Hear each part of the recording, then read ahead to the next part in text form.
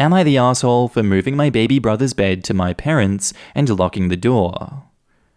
My parents had me, 16 male, kinda young, and just last year they decided to have another baby.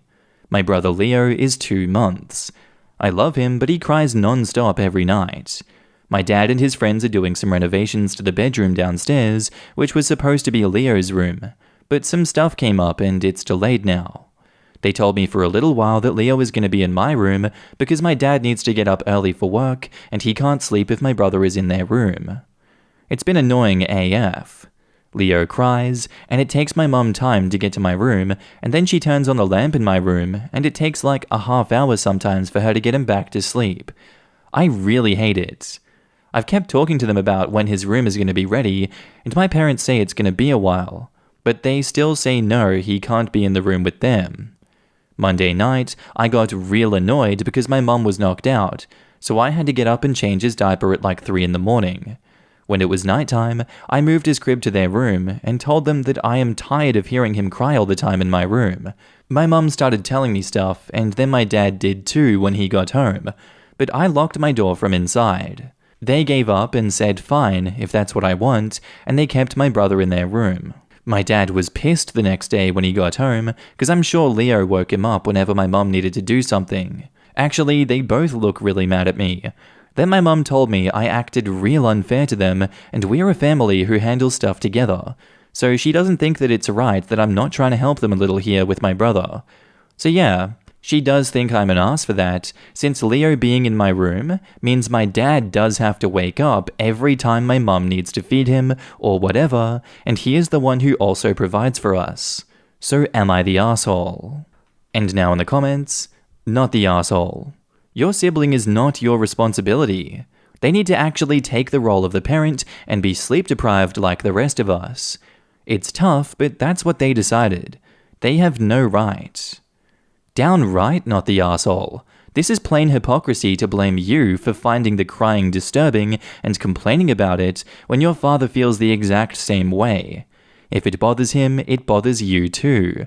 The only difference is that he is the parent and you didn't sign up for this, nor are you responsible for your brother. I didn't understand why he has to be in a designated room. He can't be in the living room or in the hallway? Your immature father has to deal with his own son and the accompanied burdens. Leo sounds really annoying. You don't need to be sleep deprived and miserable because of Leo. Too bad your father signed up for a mission which he doesn't want to do.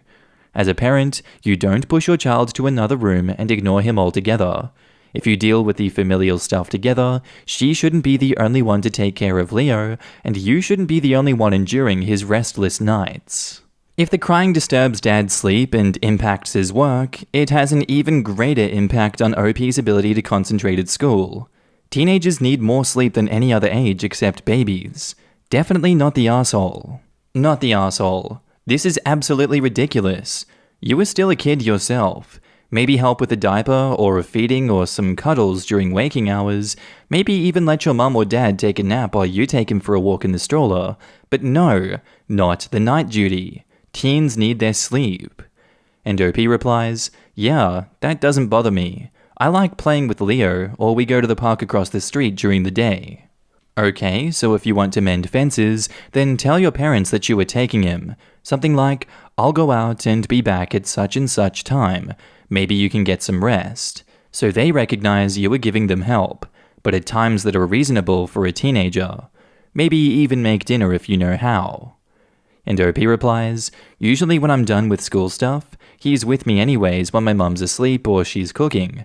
I don't know how to cook anything except eggs or pancakes, lol. They don't make me do this, by the way. I like him with me. Not the asshole. There are multiple solutions they could have chosen, and they picked the one that would take your space from you. Plenty of babies that young stay in their parents' room, and they make it work. If they can't, surely they can give up some living room or dining room space temporarily. Families do help each other, but there is a difference between expecting you to occasionally watch him or change a diaper and imposing the lack of sleep on you when it's not your kid. And now on to the update. My parents aren't mad at me anymore, at least. I decided to show them the comments on my post plus some of the DMs that I got from actual parents. And I told them how unfair it is that I gotta be the one losing sleep, getting up, cause my mum doesn't do that when I literally have school in a couple of hours, and it's already hard enough for me. It's super tiring having it happen every night when my brother was supposed to have his room be ready a long time ago. I love my little brother, so it's not that I don't want to be around him. But I can't be tired all the damn time. They have finally heard me though, at least, and especially my dad has apologized. And I said I'm sorry too for doing it that way, but just didn't see how else they would listen. For right now, they are sticking to having Leo in the room with them. My dad is learning how to deal with the crying, but my mum takes him to the living room to calm him down. Then when I'm at home, I try to take him more, cause my mum does get super tired, and cause I miss him when I'm at school. So I just have him until it's time to eat dinner. But yeah, finally some frickin' sleep. And now in the comments, that's good to hear. I know having a baby is tough, but it shouldn't fall on the older child to take care of them at night. I'm glad things have turned around for the better, and you still try to help your mum. And OP says, I just like making her jealous cause he never cries when he's with me. I like to help. Your little brother must really love you if he's more calm around you. Babies sense these things, so it says a lot that he finds comfort with you, and I'm sure that bond will grow even more. And OP says, I love him a lot too. My mum says the same thing. He naps longer on me sometimes than when she's holding him, and it's cool how he can stop crying once I've got him. It feels nice to be loved like that, to be honest. It's awesome that things are resolved. It's definitely not your responsibility to deal with a baby that was not your decision to have. It's nice that you are helping your mum after school though. That's really kind of you. And OP says, it doesn't bother me, to be honest. I like hanging out with him. He never gets fussy with me, and if I gotta do stuff, he's chill when I get him into his carrier. I'm 17 years older than my youngest sibling. Step, but sibling all the same. And they were trying times, but it was and is wonderful being a big sister. I'll give you a heads up though. Between 3 to 4, the questions do not stop, lol. I can still hear her asking, do you know why? All these years later. Best of luck. Our next post is titled, Am I the asshole for telling my assistant manager to keep her opinions about my relationship to herself? I love my job, and when my boyfriend's, we've been together for 3.5 years, job was taking too long to bring him back, I got him a job working with me. It's been great. No one acts weird. Honestly, for the first month, no one knew that we were together. We have made a solid circle of close friends and co-workers, and it's a healthy environment for the most part. My assistant manager, 30 female, brings up our relationship a lot. About how she could never live and work with someone that she was dating, how spending so much time together is toxic, etc. My boyfriend has stripper friends who sometimes visit our workplace. They are lovely girls and we hang out occasionally. They are older than us, in their 30s and we are 25, they are beautiful and are intelligent. Honestly, they act like mums or older sisters, and I love the friendship. My assistant manager consistently talks about how secure I must be to be okay with how they act together. They call him babe, but they call me babe too. And she tried to tell me to watch out for them, how my boyfriend seems too friendly with women. He's friendly with everyone. And just started venting her opinions about my relationship. I told her I appreciate the concern, but to leave it be. We are perfectly happy. She pressed the issue, and I told her to mind her business and focus on her own relationship. She said I was being an asshole for not taking what she was saying seriously and reevaluating my relationship. And since my relationship is a known thing, she has every right to say something about it. Am I the asshole? I mean, I get workplace and dating opens up Pandora's box, but I think she was out of line. OP has offered the following explanation for why they think they might be the asshole. I might be the asshole for telling her to mind her business, considering it's a workplace relationship in a way, and she is my assistant manager. I also told her to focus on her own relationship, as her boyfriend went overseas without her, so she's been extra weird, but I forgot about that when I said it. And now in the comments, not the asshole. Sounds like she's jealous. Also, this is harassing behavior. It relates in no way to the workplace. I'd be taking notes of all of this because I expect HR may need to be told soon. You sound like you have a very secure relationship, and that's awesome. Your manager obviously was burnt at some point and can't handle seeing guys and ladies as friends without it being some weird sexual thing. Not the asshole. And OP says, very secure. When it comes to the opposite sex, we both have to be friendly at work, and we both know our boundaries. And when it comes to our friends, we made sure to communicate and introduce. Not the asshole. Assistant manager is way overstepping. You asked properly for them to let it go, and they didn't. You are not the problem here. And is this like a restaurant or a bar? I'm confused why there's dating and visiting strippers involved. Lol. Not the asshole. You should report her repeated harassments to the manager above her. Your personal life is none of her business, and she should not address it while she's on the clock, unless it's affecting the quality of your work. She's out of line, and your personal life is not her concern. Tell her your relationship is off limits and you will not talk about it. If she doesn't listen, go to a supervisor above her and complain. And OP replies, I'm going to her boss tomorrow actually, and will also be adding how she made me uncomfortable by shaming customers because of their professions. Her making those types of assumptions just doesn't sit right with me. And now onto the update. Alright guys, I got overwhelmed by the comments and couldn't respond anymore. I didn't think I'd get so many responses, so thank you. I reported her to HR, and an investigation is now happening. I have communicated with my boss as well, as he has told her if she keeps it up, she will be finding new employment. A lot of people had questions that I will answer here. We do work in a restaurant environment. My boyfriend's friends who are strippers do not broadcast what they do, nor did they show up topless or anything crazy. They came in regular clothes and act normal, but one of our co-workers recognized them from the club they work at, which is why our co-workers know they strip. They do have flirty banter with my boyfriend and I, but again, it's with the both of us. They are super nice, super respectful, and I honestly know there is nothing to it. They will hug my boyfriend in front of her, and she will comment how big and long the hugs are, but they hug me the same way. They are the best hug givers ever. Anyway, yeah. She's been warned to mind her business, and my boyfriend and I will continue to live stress-free. Everyone who said they love our/my vibe, right back at you. And now in the comments, I'm glad you reported her to HR. You guys are an awesome couple. And OP replies, thank you. I was really stuck thinking maybe I was in the wrong because I was dating someone who I was working with. I almost thought that meant that she could comment on our relationship. I appreciate you guys helping me realize I wasn't crazy and her comments were out of line. Hugs are awesome, and it sounds like it'd be so awesome to have a circle of friends like that. And OP replies, it is so awesome. They are great people to know. They really help motivate us and guide us. Since they are a couple of years older, it helps when they give us advice on things they figured out at our age. They buy us books, take us to lunch, and if we need anything, they are a call away. Really selfless and wonderful people to know. You're awesome, and I'm glad everything worked out. OP replies, thank you so much. I also made sure she got talked to about talking inappropriately about customers since she wanted to talk down about our friends. We have a lot of nightlife customers who come in, and her opinions on them were just so rude and inappropriate. I thought HR should know about that as well. Good on ya. It appears like she should learn to keep her nose out of other people's lives. If she doesn't, she might be out of a job soon.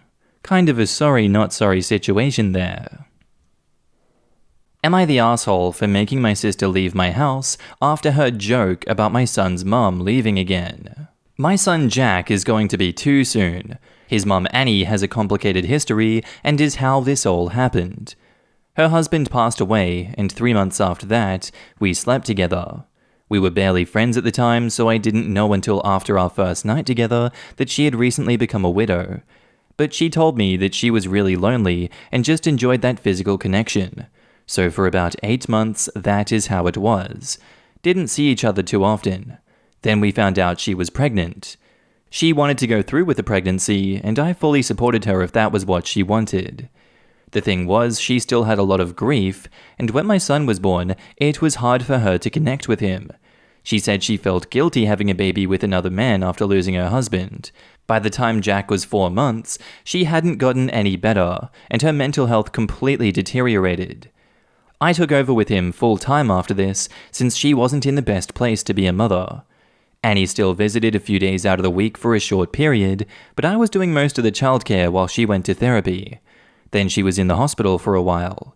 She couldn't come over much during COVID except for video chats, so she's essentially become a stranger to him. 3 months ago, she started coming around more after not seeing him for a while. She's on antidepressants, and therapy has helped her a lot. Now she's more set on being a mom, and we are slowly reintroducing him to her. My sister hasn't been happy about this. I know she's upset on my behalf as I struggled a bit as a single parent. She knows the situation that happened with her, but still thinks that she shouldn't be allowed back into Jack's life after abandoning him. And yeah, I get her feelings, but since Annie is in a better place mentally, then I want to give a shot at Jack having a mom around. I still have my guard up, obviously, and we are taking it one day at a time, but I see how different she is with him now. My sister hasn't stopped making comments no matter how many times I've told her to knock it off.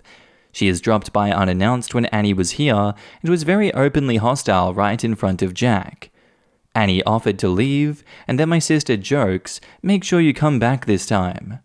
I told her to leave and not come back until she can act right with the mother of my child. My sister is offended that I'm taking her side by kicking her out of my house since she's only angry on my behalf, and it was a joke that she made. That's why she thinks I'm an asshole. For me, I was thinking I'd rather get her out ASAP before saying something else in front of my son. Was I being an asshole? Now in the comments, not the asshole. Annie is trying to be in a better place to help with your mutual child. Even if you aren't romantically together, you still should be friendly or civil to one another if you both want to be present. Your sister wanting to defend you is understandable, but this situation doesn't call for it. It is an inappropriate response to the situation. You did right by defending Annie, and should continue to do so while she's getting help. Your son is going to grow up and learn by seeing how you act towards one another. If it is with respect, then you will go a long way with teaching him how to be kind in a hard situation. Have you spoken with Annie about what your sister has been saying? It's good that you have shown her that you do not hold any grudges against her, but sometimes verbally confirming it is helpful too. Not the asshole, definitely not an asshole. It also makes it clear to her how far out of line her comments and behavior are, and that it's not about taking sides, but about her sticking her nose in and inserting herself into your personal life. Not the asshole. You were not taking Annie's side over your sister. You were taking Jack's side over your sister, and your sister needs to understand that you will do that every time. You've got this, Dad. Mum deserves a chance if she has worked and continues to work on her problems. You did the exact right thing. And now on to the update. Appreciate all the words and advice on my last post. There has been some new changes regarding the situation that happened before with my sister and Annie, so decided to leave a little update. Many of you were right about my sister's negativity possibly affecting the relationship between Annie and Jack. It's also reassuring to know that we were making the right call here. The last thing I wanted was to make Annie feel bad for things that were out of her control. At first, when I talked to my sister, we got nowhere. I even brought up what some of you said here. Would she feel the same if Annie had been in the hospital getting treatment for cancer or some other physical disease/illness? My sister claimed that's not the same thing, and we had to have a deeper conversation on why it is exactly the same thing. Annie was not in the right place mentally to be a fit parent and decided to get help. There was no need for her hostility towards Annie now that she has gotten the treatment she needs, and we are taking steps to bring her back into Jack's life. My sister and I still didn't see eye to eye, so that's when I made the decision that she wouldn't be allowed around us for a while and stuck with the same condition that I made in my original post. We didn't talk for almost 2 months, then I guess my sister finally realized I wasn't gonna budge, so she agreed she would be nicer to Annie and wouldn't talk badly about her in front of Jack. I thought this would mean that things would turn around, but unfortunately it didn't end that way. Even after giving her a second chance, she still couldn't hold back from sending a message to Annie, letting her know she's only doing this for me, but she will never be okay with her. Called her a terrible mother among other things. She was counting on Annie not to show me this since it would, quote, cost her son his aunt, like it said in her message. Oh yeah, I was pissed.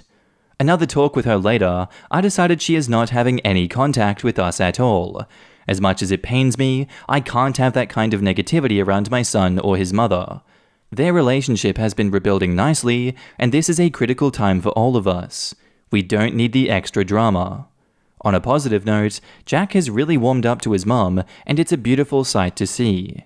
I am happy Annie is getting somewhere with him, and they seem to be getting closer every day. So, not all bad news, right? Thanks again, Reddit, for the help. You guys really helped ease my mind with this situation. Least, don't feel like an asshole anymore for making the right choice. And now in the comments, no matter how things go with his mum, it sounds like you are putting your son's happiness and safety first. You are doing an amazing job. And OP replies, he always comes first to us, and thank you. You're a really good person for stepping up, recognizing that mental health issues and mental health care is the same as physical care, and picking your son over your sister by defending the mother of your child. I'm so sorry your sister didn't take mental health seriously, but this is a lovely update to see that Annie is getting better and is able to have a healthy relationship with Jack. I'm sure knowing that you were supporting her is incredibly helpful for both her and Jack. And OP replies, it is very unfortunate. Annie wanted to be there for our son, but she couldn't until she got the help she really needed. I don't see that any different from getting treatment for something physical that would prevent her from being around. Agree entirely. Your analogy to a physical injury/illness is spot on. Most importantly, Annie was wanting to get better and just needed support. She wasn't trying to dip out for the sake of it. How has Annie's family been on this? Have they been supportive, and is she in touch with her family from the husband who died? Are all of these people supportive? I think what you are doing is wonderful. I'm glad that she showed you that message. That could have made Annie go backwards. Glad you stood up. And OP replies, she's only in communication with her mum, who is currently in New Zealand, and has been pretty supportive of her. I've chatted with her many times, so she could meet her grandson via Zoom. I'm not sure if Annie has spoken to her late husband's family. I know they weren't happy when we found out she was pregnant, but I don't know if she's reached out yet. I'm very glad she did too. She almost didn't, but she knows we have to be completely open with each other about everything to make it work with Jack. Jack needs his mum more than he needs his aunt, especially if his aunt brings nothing but negativity to his life. You made a really wonderful point about mental illness. If Annie was getting treated for cancer or had another chronic health condition, many wouldn't bat an eye. But when it comes to mental illness, society at large is still very judgmental. Things are getting better, but given your sister's attitude, we still have a long way to go. I'm glad Annie is doing better, and her and Jack are getting closer every day. He is lucky to have such kind, loving parents who work together, and put him first. Congrats, OP. I wish the three of you all the happiness in the world. And OP replies, I'm glad that she is too. With everything that she was dealing with, it was sad to witness and not exactly know what to do. I'm happy Jack can have a healthy relationship with her now and get to know his mum. She couldn't be there to celebrate his first birthday, but she got to be present for his second that we celebrated a couple weeks ago, and he seemed happy. Our next post is titled, Am I the asshole for abandoning my parents and risking them losing the house? When I was in college, I fell in with the wrong people, became a bit of an alcoholic and got pregnant. I had to drop out of college. My daughter's father was also a college student, and I ended up going back to school and finishing up my degree. The issue was that her father got a very lucrative career path in his home state when she was 2. He didn't want to move if it meant he would lose custody, and my parents were only willing to fund my education in this particular college. We decided that all the things considered, the best thing for our child was that she be with her dad and his very supportive family. I regret that decision every day, but it was the best thing for my child. I have completed college and have been working for a year and a half. I have been paying for everything. My parents are eyeballs deep in consumer debt, and all of their income goes to servicing it and adding to it, while I pay for everything else. It is frustrating as I don't make enough to keep them happy. I wanted to move out, but I was not able to land anything worthwhile. I have been able to get a pretty decent remote role. My brother ended up moving to my ex's state, and he asked me if I wanted to move in with him. I jumped on the opportunity. I lied to my parents that I was just visiting him and flew out. I have been staying with him ever since. My parents are incredibly angry. They have accused me of abandoning them. They think they will lose the house. They want me to still help them and move back. I feel like an asshole because they have helped me.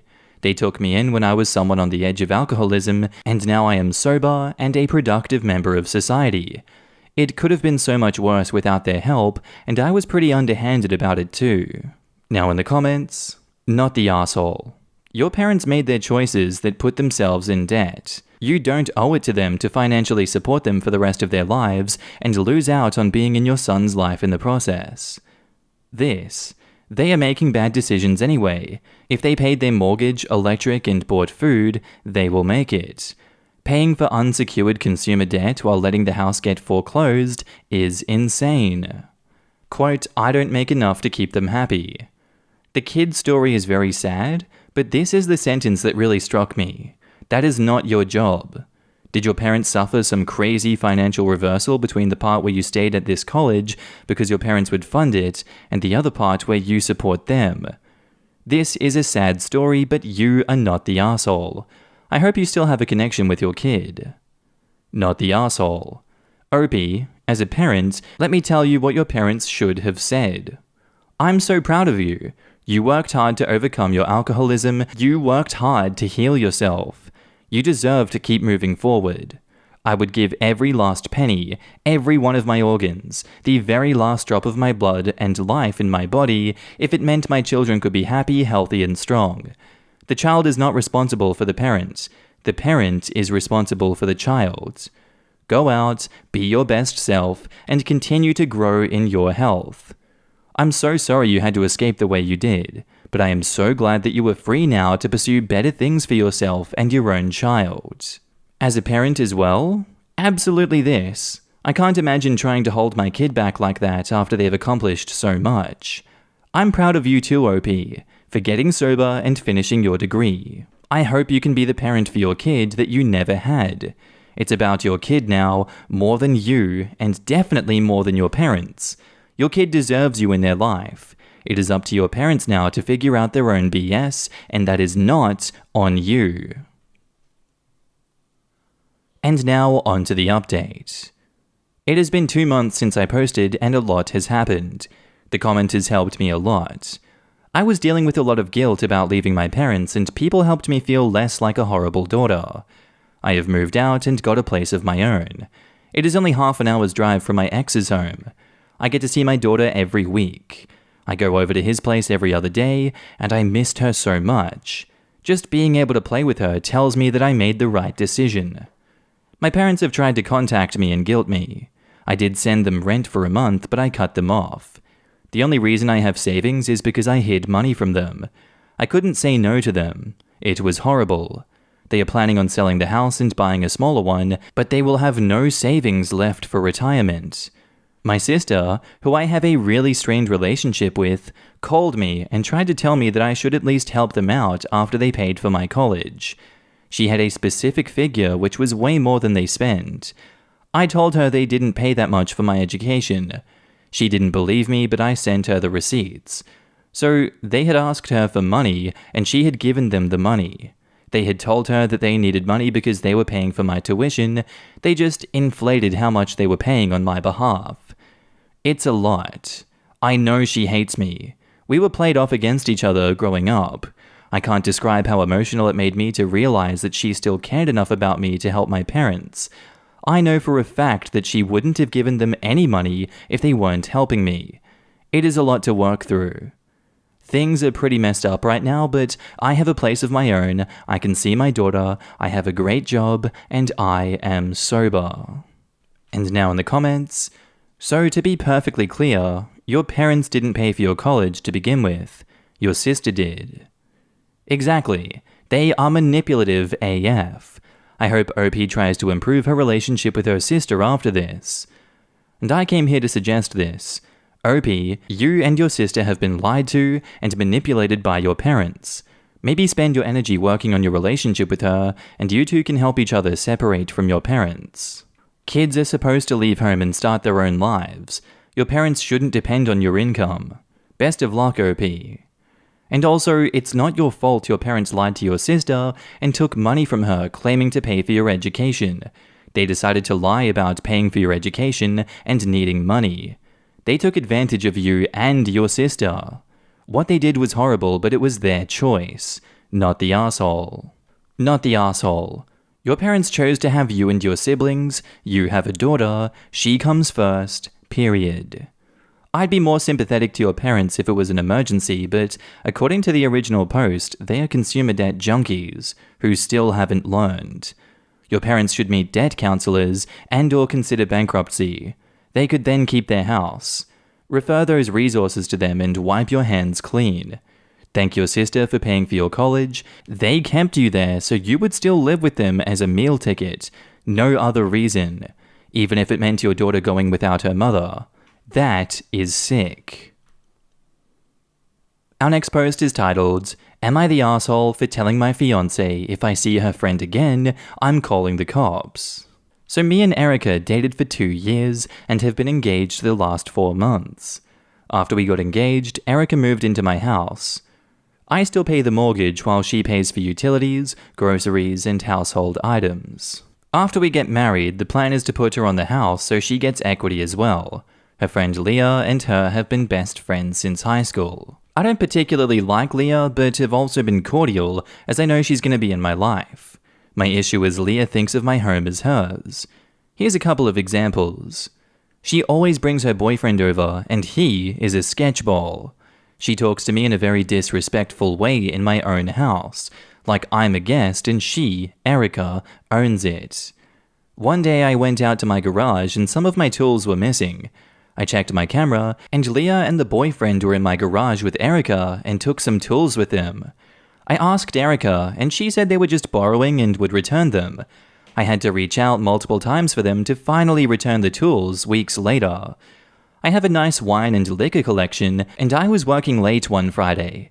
While working, I overheard some clanking of bottles together. Erica wasn't home, so I went out to see what was up. Leah was behind my bar, and I asked what she was doing, and she said that Erica told her that it was okay to borrow a bottle of wine for her party and that she would pay it back. I told her no, that wasn't all right, and to leave. I asked Erica about this, and she said, I don't remember telling Leah that she could take a bottle, but I might have. I don't remember. I told her at this point I wasn't comfortable with Leah being in my house.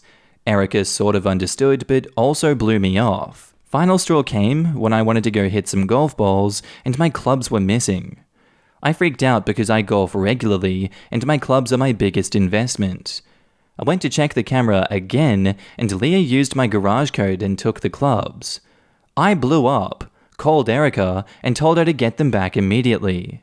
Erica said Leah had asked for the garage code to grab some clothes from her closet and not my clubs. I threatened to call the police, but Erica stopped me. Leah kept telling us that her boyfriend needed them for a work thing. I got them back almost 4 days after they were taken, and they were dirty. At this point, I sat Erica down and told her that if I see Leah in my house again, that I'm calling the cops, no discussion. Erica got upset, saying that it's her best friend, and that wasn't fair to do to her in our own house. I said it's a pattern, and since Erica's stuff isn't affected, she doesn't care. I said she can go over to Leah's if she wants to see her. She said she can't do this because Leah doesn't like her apartment, and Leah's boyfriend is always there, which makes Erica uncomfortable. I'm now getting the silent treatment and getting called an asshole, but I don't think I'm doing anything wrong. Am I the asshole? And now in the comments, do not put this woman on the deed to your home. Hell, don't marry her. You don't have a Leah problem, you have a fiancé problem. Time to move on, buddy, not the asshole. I agree. OP, open your eyes. Agreed. Erica is allowing this to happen. There are a lot of boundary issues that show as red flags. The fact that Leah has your code and lets herself in without letting anyone know is a problem. And you can truly see that Leah does not give a single F. She got outed multiple times on camera, got caught nicking a bottle of wine, and didn't give a single crap. Leah does not respect the OP, plain and simple, and Erica is fully endorsing this behavior in their house that she does not own any part of. I'm starting to think Leah did, in fact, have Erica's permission to take that bottle. Erica just backpedaled and threw her friend under the bus when OP got upset. I wouldn't be surprised if Leah also thought that she had permission to borrow the clubs. After all, we know Erica gave her the key code and gave her permission to borrow the tools. Either way, neither of the ladies have boundaries. But this sounds like an Erica problem. Also, I would keep copies of the security footage just in case and change the garage code. And OP says, already have done these things, but thank you for the advice. I won't give Erica the new code. She has the clicker to get in and out, but I'm not comfortable giving her the code until this whole situation works itself out. If you can't trust your fiancé with your security code, you guys should see someone together before you get married and have a lot of discussions on your future and how you both see things. He should also see someone alone and be wary that couples counseling hands a lot of weapons to abusers. Wait, seriously? Could you elaborate on this? It gives the abuser the victim's language. This allows the abuser to manipulate the victim further by gaslighting them into believing they are in fact the abuser, not the victim. This can happen a lot in situations where the abuser is female and the victim is male, especially due to the fact that victims in this situation often aren't taken seriously. Basically, it can give the abuser more ideas on how to manipulate and control their partners, while making it look like their victims are the ones doing the abusing. Anyway, on to the update. I want to thank you all for your kind words and comments. I knew after reading the comments that it was time to come to a resolution. I decided to drive home from work and talk with Erica. When I showed up, Leah's car was parked in the driveway. I went inside and they were watching TV. I told Leah immediately to get out. She tried to argue, but I told her that if she didn't, then I'm calling the police. Erica tried to get pissy that I kicked her friend out, but I said I'm done talking about Leah because at this point, nothing is changing with that relationship. I then sat Erica down and showed her this post. 20 minutes of reading later, I asked her what she thought, and she said, "Those people don't understand our relationship or Leah." I knew then that it was over. I asked her to hold out her hand, and I took the ring off. She begged, saying she is sorry and she'll cut Leah off, etc. I told her I can't even trust her with a garage code. How am I supposed to trust her as my wife? She's locked herself in our room now. I'm in the kitchen packing up her things. I called her dad and mum, telling them about what has happened, and they were furious. Leah is apparently banned from their house and has been since high school. I didn't know this, but her parents said that it's been like this since high school. They are coming this weekend to get Erica and the stuff. I couldn't be any happier than I am right now. A huge weight feels lifted off my shoulders. I feel like if I never made this post, I wouldn't have ever seen how messed up my life had become.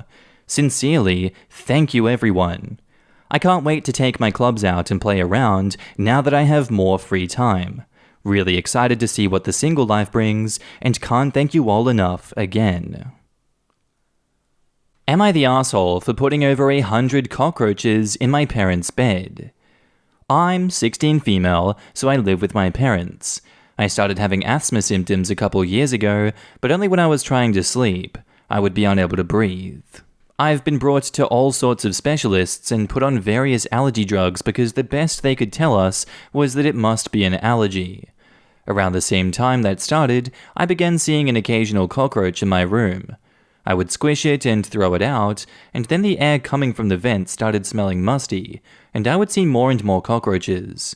I told my parents all of this, and they are convinced there's not a cockroach problem.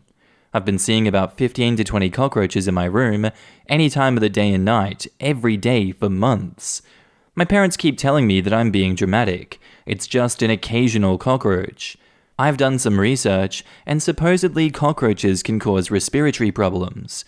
My parents refuse to call a bug exterminator person. I'm really tired of living with these things. I can hear them crawling in the walls of my room. They are in my bed. I feel them crawl on me when I'm trying to go to sleep, and no, I don't eat in my room. I used to have a bowl of soup in my room if I was sick at home, but I stopped because of the cockroaches since I don't want to attract them. I started taking a photo of everyone I killed and sending the picture to my parents. So again, 15 to 20 pictures a day. They got pissed that I'm bothering them at work and that I'm sending a photo of the same dead cockroach over and over. Like, literally they were going to ground me over winter break if I kept doing it. So instead, over this past week, I've began keeping the dead ones in a bag to mark with the date and then the number of cockroach it was. There was 118 of them over 7 days. I dumped all the little bags on my parents' bed, so the actual dead cockroaches didn't touch their bed, just the bags. My parents are livid. They are arguing about what to do about me. Like, I can hear them. And in the meantime, I've been sent to my room. I just really don't know how to get across how uncomfortable I am constantly. These things are alive when they're in my bed. I really don't know how else to make them see this as a problem, but this might have been the nuclear option, and I could have just shown them the bags in my room. Am I the asshole? Now in the comments, tell a teacher and show them the photos so they can call DCF. That'll surely make your parents take some action. Not the asshole. It's time to get a trusted adult involved. Cockroaches can be harmful for your health. They're especially bad for asthma. OP, you don't want to get sick just because of your parents' refusal to get an exterminator. Having cockroaches crawling all over a child at night and the parents doing nothing about it is a clear sign of child neglect and endangerment. This isn't some minor issue, it is very serious. My mother has an extreme aversion to roaches after growing up in poverty, with roaches crawling all over her and her siblings. I grew up with roaches, and my parents roach bombing the trailer until we were free from them. It's effing awful growing up with roaches. Well, this just gave me nightmares. Thanks, OP. Also, I know this is very seriously effed up situation, but your response is also really funny, as well as justified. You were meticulous, and I admire it. I would be frickin' screaming over a few cockroaches regularly in my room, let alone my bed, let alone if it caused me asthma, and the sound of my cockroach destruction activities would not be allowing anyone else to sleep, for sure. So your reaction is actually quite measured in the circumstances. Seriously though, your parents are literally legally obligated to make sure that you have sanitary living conditions, and this is not it. If this went to something like Child Protective Services, they would be in deep shizer. I don't know what's wrong with them to be like this, but it's seriously wrong and illegal. OP says to that, I'm just worried that they could get in trouble if I told someone, and then it would be my fault for making them look bad because I have a couple cockroaches in my room. I really just want them to see the problem and get an exterminator. I don't want to get like CPS involved or anything. The problem is my dad has a really weird thing about having strangers in the house, and he doesn't want people looking through his things, even though they could literally care less about your stuff. They want to do their job and kill bugs. They do need to see that it's a problem, yes. The CPS reference is to make it clear how much of a problem it is, and that it's really objectively unacceptable. The problem is they are shouting about what to do about you, and still not doing anything about the cockroaches. So it doesn't seem like they are addressing the problem. You don't have to get sick for your dad's paranoia, and if they still refuse to budge even now, you are going to have to take it to someone else. You don't have to protect them from trouble when they are insisting on doing the thing that would rightfully get them in trouble, which is also harming you. Maybe they deserve to get in trouble. And now, on to the update. My parents are going to get some stuff and traps for my room and the bathrooms to kill the cockroaches. They also said that I should use the bathroom on the other end of the house to take showers, so it's not humid in my bathroom. I'm not completely grounded, but I'm not allowed to go to my friend's house over the break, and I have increased chores for putting the bags on their bed because they said I could have just told them there's a lot of cockroaches, even though I've been doing that. They are disappointed in me for overreacting, so that's why I have to stay home over break. All of my family lives in another state, and they never come here, and we are rarely over there. I don't really want to tell anyone because I'm scared for my parents, because they are otherwise good parents. I haven't even really told my friend that much about the cockroaches, because I know she would think it's really gross. But they are getting stuff to kill them now, so they are at least doing something now. And update 2 for some info, they own the house. It is a freestanding large house in a gated community, and my parents make a ton of money, so unless they have secret debt, then they are financially fine. They sat me down to talk about the issue further. I told my dad about the Advian gel, and he's getting that.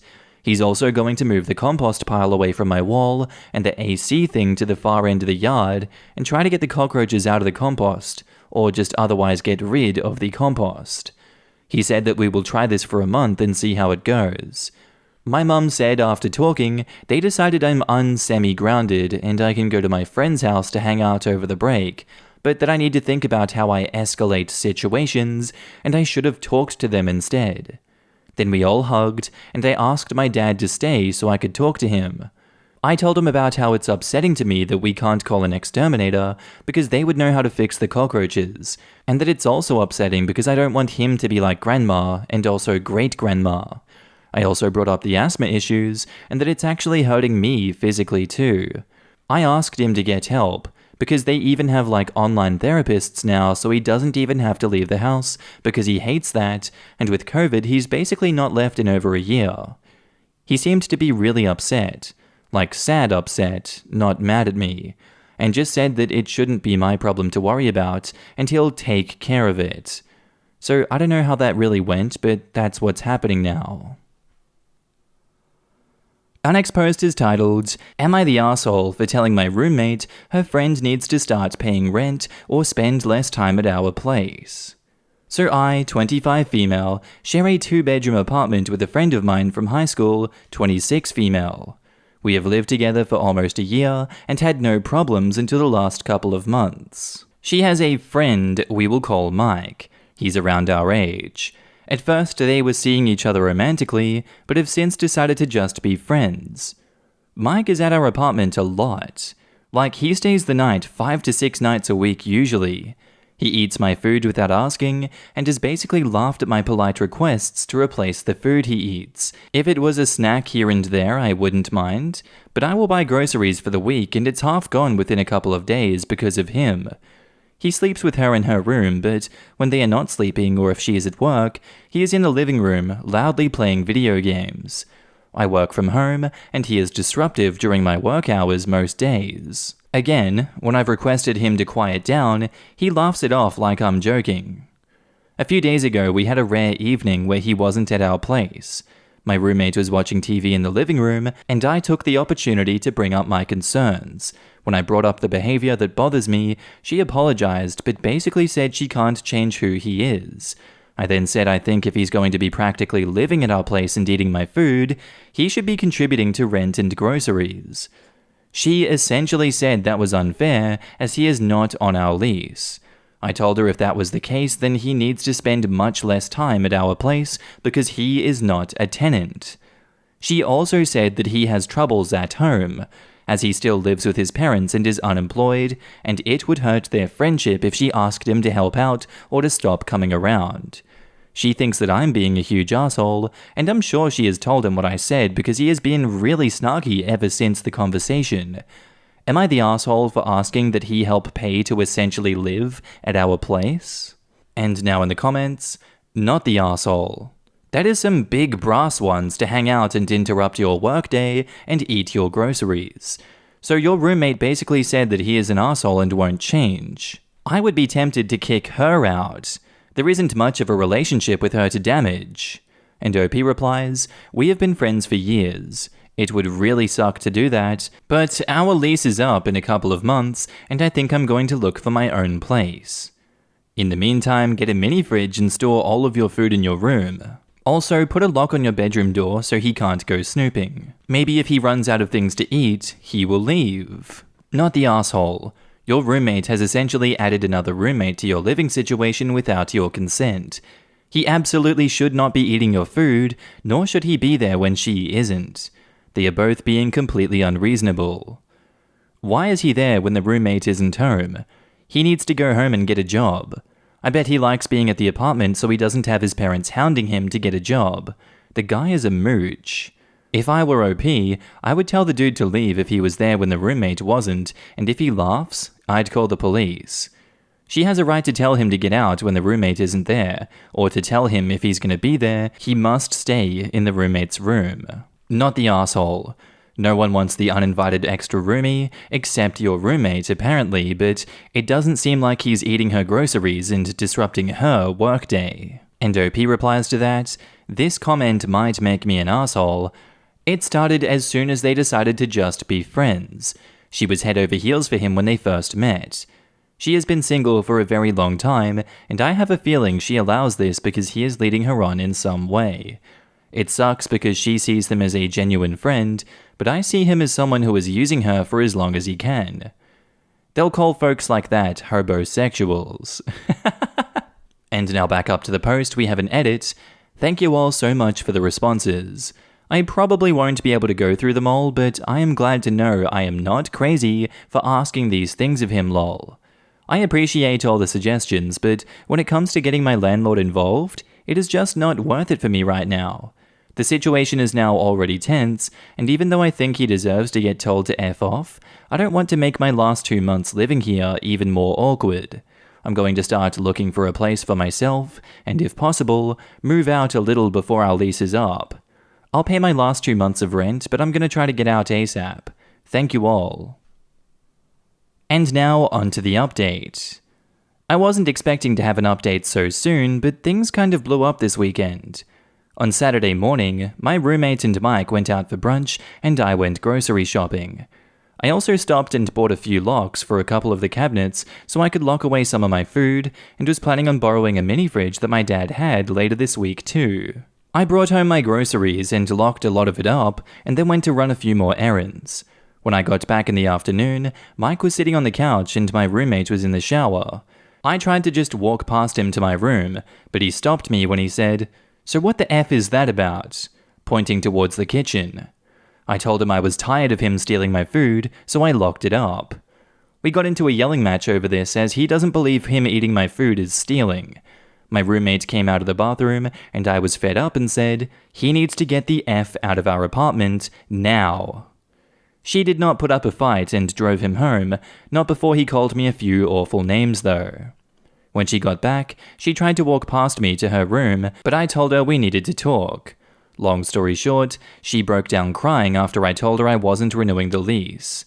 I guess she had a conversation with him at brunch about what I talked to her about, and he blew up at her and told me that I was trying to turn her against him and she should kick me out. She also confessed to me that she has been giving him money regularly, but didn't tell me how much.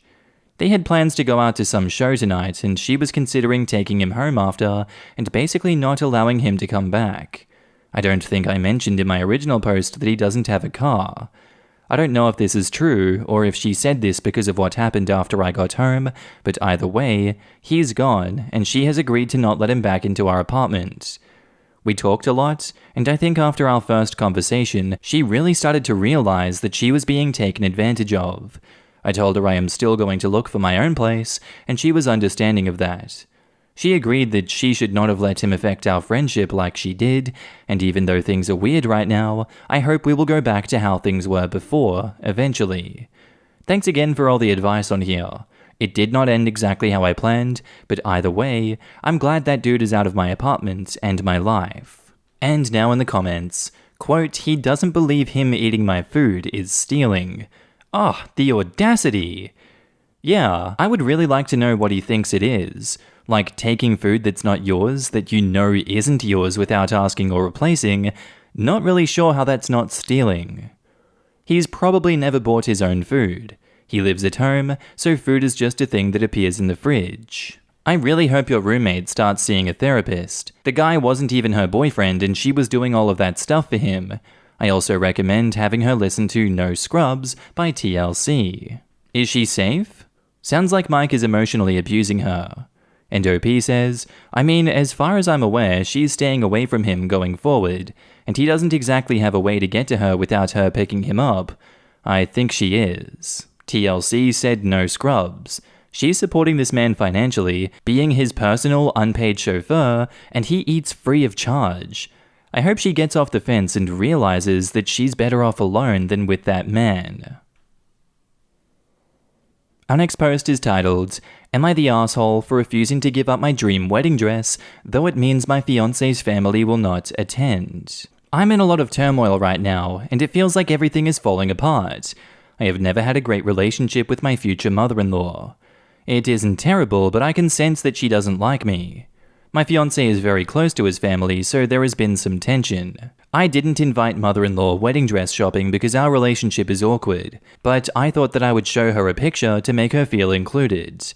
My dress is a beautiful, flowy beach dress, but not technically a wedding dress and could be ordered in color. I bought it from a small local boutique that we both love. Mother-in-law said that I can't wear the dress because she bought the same one for her 50th birthday, which is 2 weeks after my wedding. Mother-in-law does have the dress though in a mint green color. There is enough detailing that it is still clearly the same dress, and she has the receipt to prove that she got it first. Lavish birthday parties are a thing in our circle, so I know she has invested some serious time and money into this party. I said that I'm still going to wear the dress, despite the fact that I could easily return it with no loss, because I didn't do this out of malice, and I love it. Mother-in-law said if she wears it 2 weeks after I do, everyone is going to think that she is pathetic and copying her son's wife. I said sorry, but not really my problem. Everyone has gone crazy since I said that. His entire side of the family, and the friend's mother-in-law invited, have all backed out of the wedding, so like 15 people, and it will be noticeable. His sisters were supposed to be in the wedding party on his side, but dropped out and have blocked him on everything. His stepdad won't talk to him and says he regrets raising him, and he isn't a real man because a real man would stand up for his mom. His bio dad is even on mother-in-law's side, which doesn't surprise me because they are good friends. But he called us up to shame us the other night. My fiancé is hurting and found out his family had a big beach day and invited everyone but him. He called mother-in-law and they talked, but didn't come to a resolution.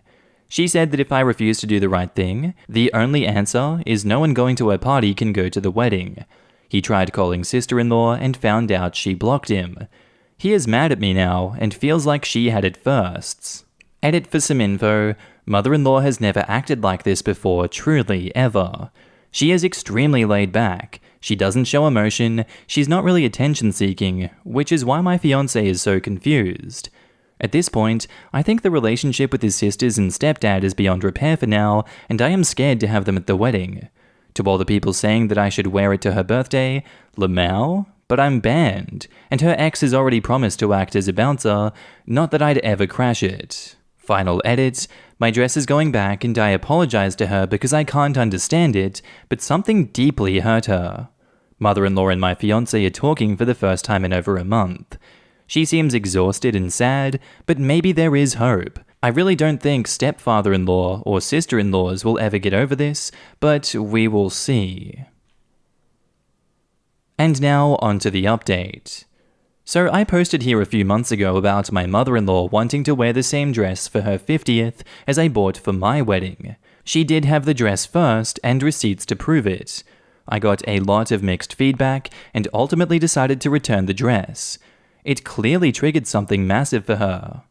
We got married a month ago, and mother-in-law did agree to come after originally refusing. Stepfather-in-law, the man who raised my husband, would not be swayed, and sister-in-laws have him blocked on everything and did not want to hear it. I kind of wondered if she was going to pull something crazy, which isn't really her style, but the whole thing has been crazy. She was very quiet and just hung out with her ex.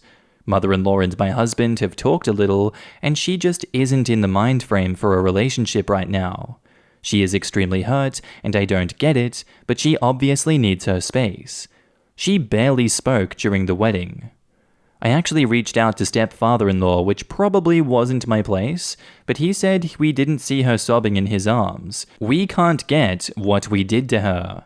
I know I get a lot of pushback on my decision to return the dress, and people saying it's just a birthday, but it really isn't.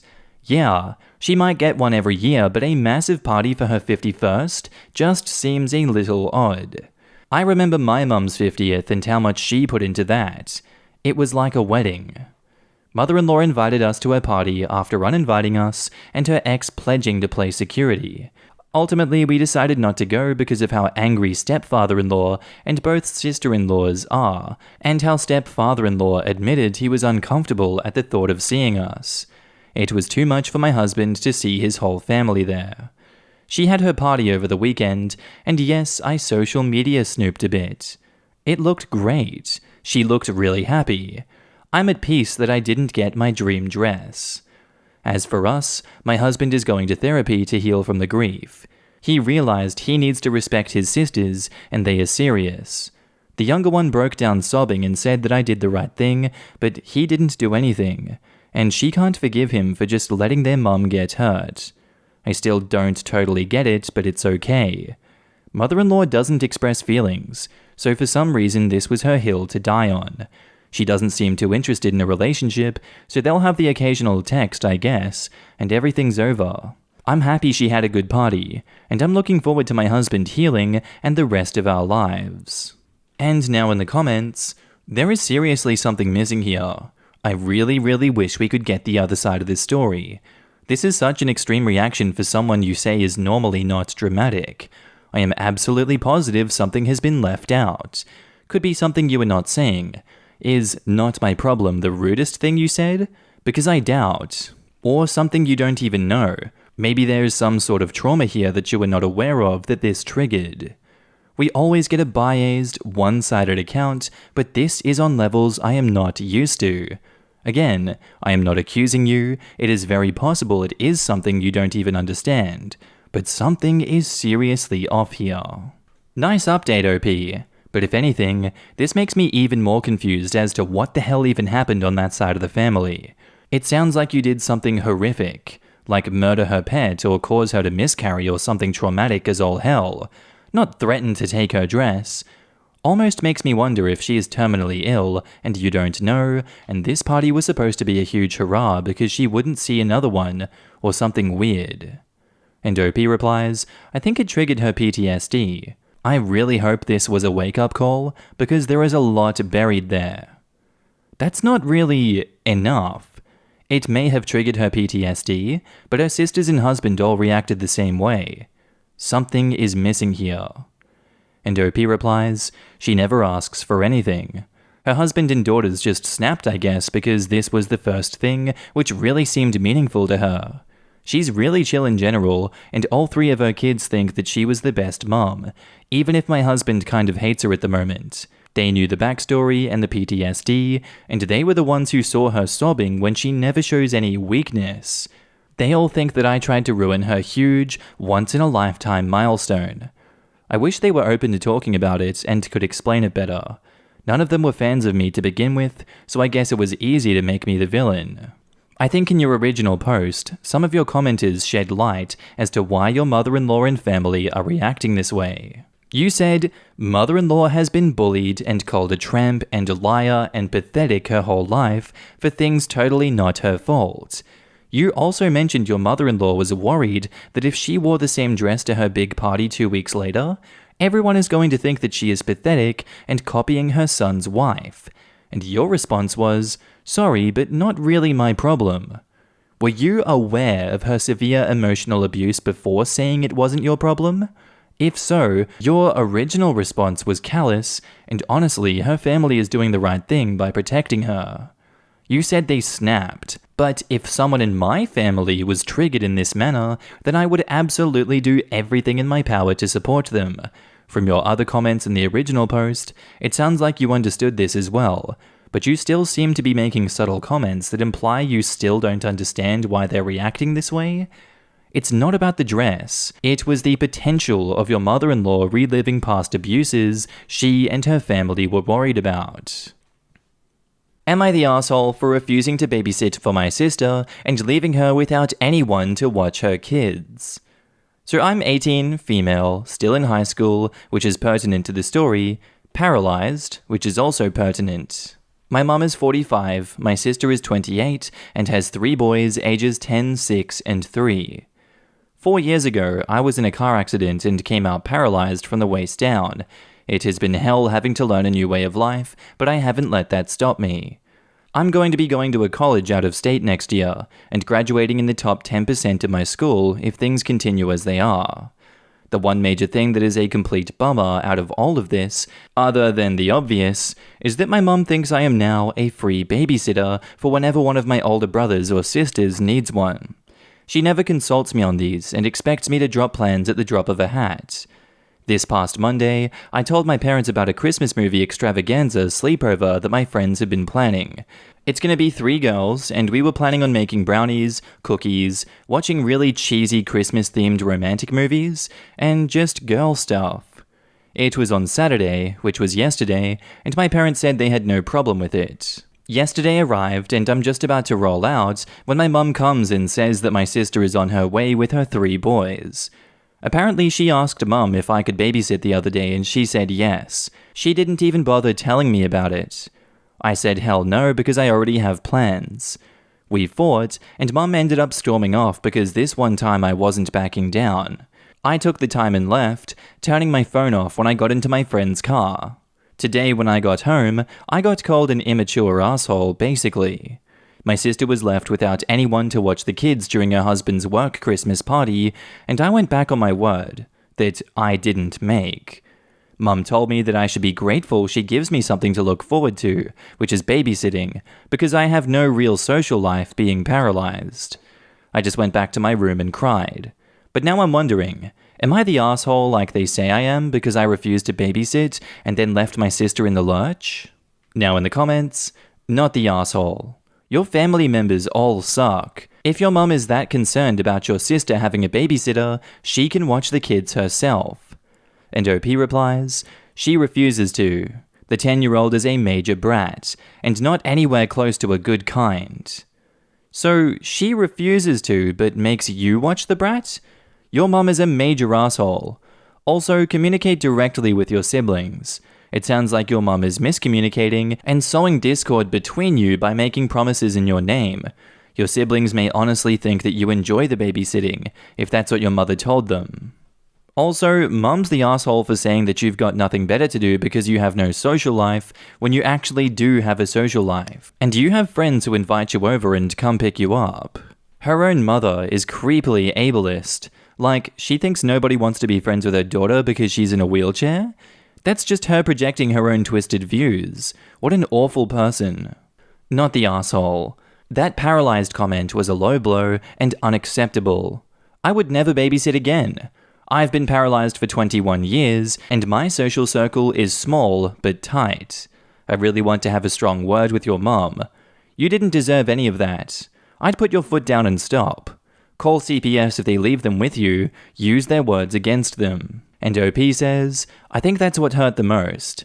This is also the woman who once told me, before they let me come home, that I could make my life what I want despite everything I'd lost. She crossed the line. She reached verbal abuse and needs a reality check. I dearly want to run her over. I would stop helping her and go on in life. Rub your life and friends in her face. She really, really angers me. I'm trying to be polite about it though.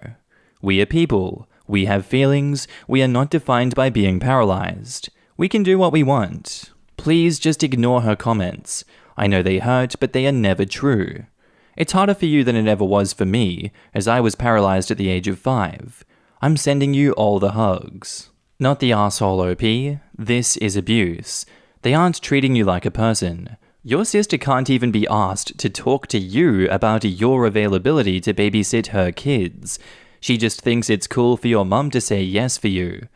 And I can't say all the words that I want to about your mother, but you do have a social life, clearly, and you have more in your life than just being a babysitter as ordered. That was a truly horrendous thing for her to say.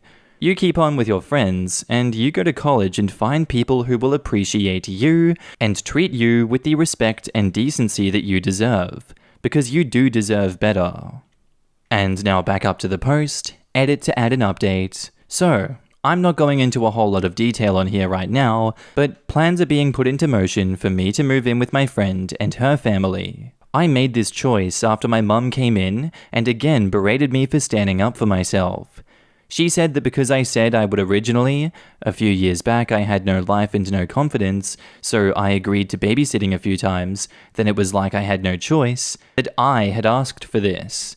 Then she said that I am to do what she says while living under her roof. Tomorrow she has work, and hopefully by tomorrow evening, I will not be living under her roof. I'm sure this won't be the last time that I hear from her though. For those who have mentioned this, and will ask if I don't answer, yes, I have the originals to my important documents, and she does not have access to my money. She has encouraged my siblings, though my sister is the only one this rude. My dad, well, he doesn't like rocking the boat. And to be honest, in a way I don't blame him. She yells at him more than me. And edit to update, I am officially out of the house. I just got done messaging to my mum and siblings that I am out of the house and will no longer be available for babysitting. Thank you to everyone who commented and for the awards, although I'm not sure how the whole karma thing works, nor do I really care. Those who responded helpfully, thank you for helping me mentally work through this. I appreciate it more than words can say. Our next post is titled, Would I be the asshole for accepting a scholarship grant that is far away from my family and leaving them? Since when I was 2.5 years old, it was known that I was gifted. I learned reading and speaking at the same time, and I was always sent to special programs and mostly privately tutored. I am the only kid and also the only grandkid in the family, so I was always the point of focus. At age 15, I graduated from high school, but my therapist suggested my parents to let me roam freely for a while, and after that, we toured around the world as a nomad family. My parents had jobs that could be done with a computer and a stable internet connection, as my mum is a software designer and my dad works at an advertisement company. So we had a very fun 3 years, and as a result of all of this, we decided to move to the city together where I started studying medical school, which is Istanbul. After that, I started doing my residency in London 2 years ago, and we currently live in London as a family unit, and my parents settled there. Last week, my clinical chief asked me if I could go to a PhD program about tropical medicine that will be happening in Taiwan, and it is one of the best programs in the world if you're interested in disaster medicine. I am an EM resident currently at CT1, and it'll give me a boost when I return and help me to start my specialty training. But what worries me is I will not have enough time to see my parents, and they can't move to Taiwan because my dad is currently the manager of his branch at the company, and my mum has an ongoing treatment for breast cancer.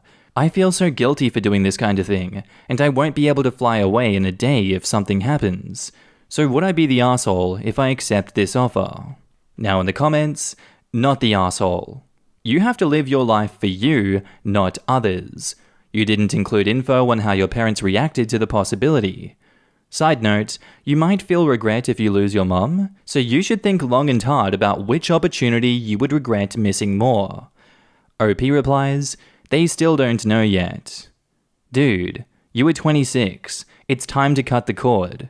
Go for that opportunity. Your parents would be idiots if they tried to keep you from going. Not the asshole.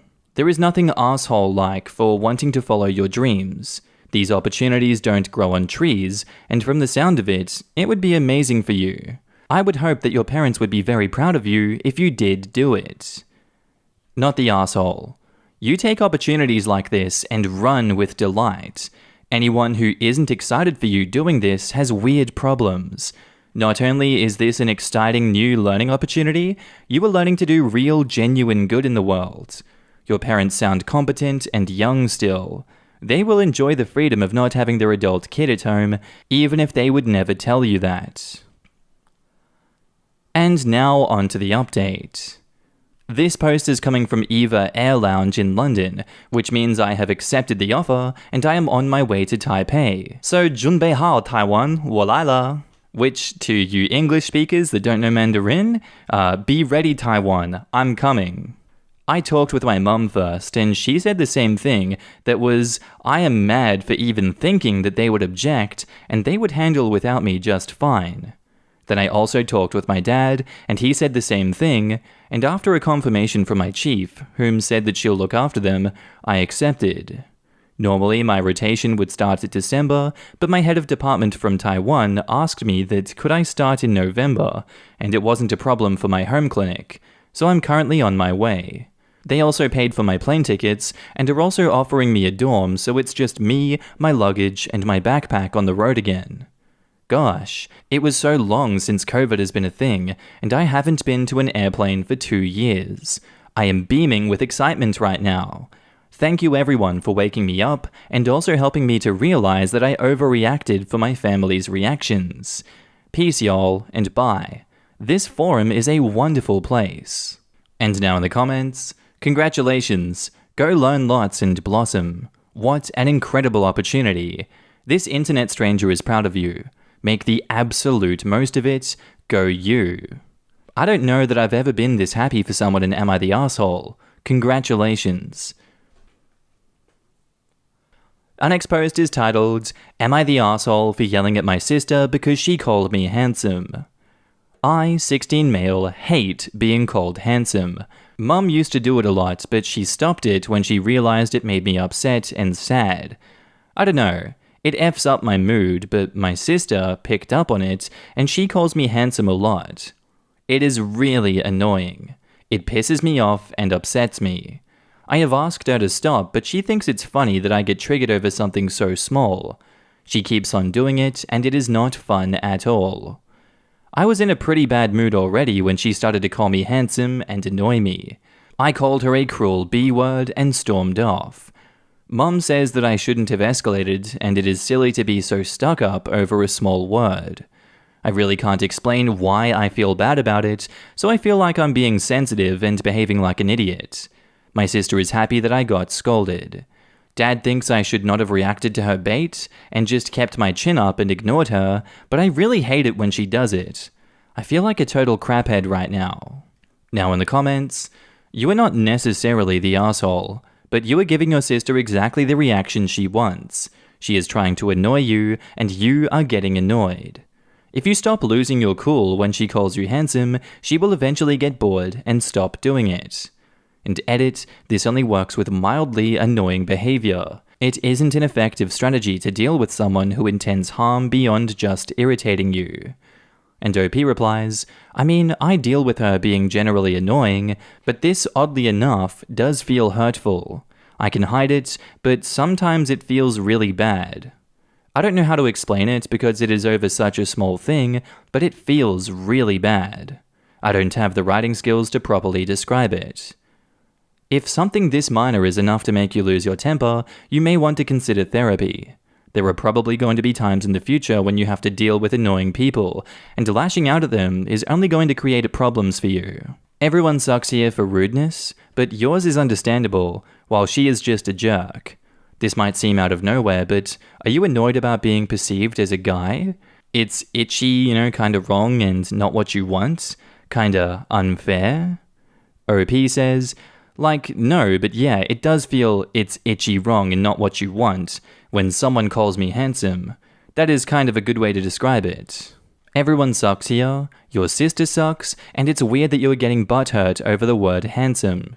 I also agree with your dad, ignore her. Everyone sucks here. Your sister should stop triggering you, and you shouldn't have yelled and called her names back. It doesn't resolve anything if you just start insulting people. You may want to ask your mom about looking into therapy since it's such a huge trigger for you. And now, on to the update. People called me an asshole, but a lot of people were really helpful. I have started therapy, it has helped me a lot. Some people peppered me with feminine and masculine compliments. I hated all of the masculine ones. I have since then been thinking about my gender a lot. I spend a lot of time talking about it with my therapist. She's great. Anyway, I told my parents and they've started to buy me different clothes. I'm growing out my hair. These things feel really comfortable. We will see what happens, but I feel happier with my new clothes. My sister realized that I was going through a gender crisis. We hugged it out and she apologized. I have become a victim of her experiments with fashion. Lol, she's great. I'm in a really great place right now. I just wish my voice would stop becoming more manly. And now in the comments, if it helps at all, I'm female and can out-bellow most guys. Pretty deep voice too. You can learn how to. I don't know, terms, pitch, and project your voice differently. Also, men and women have different speaking styles. Listen closely when people talk, to where they pitch their voice lower or higher, and when they speed up or slow down.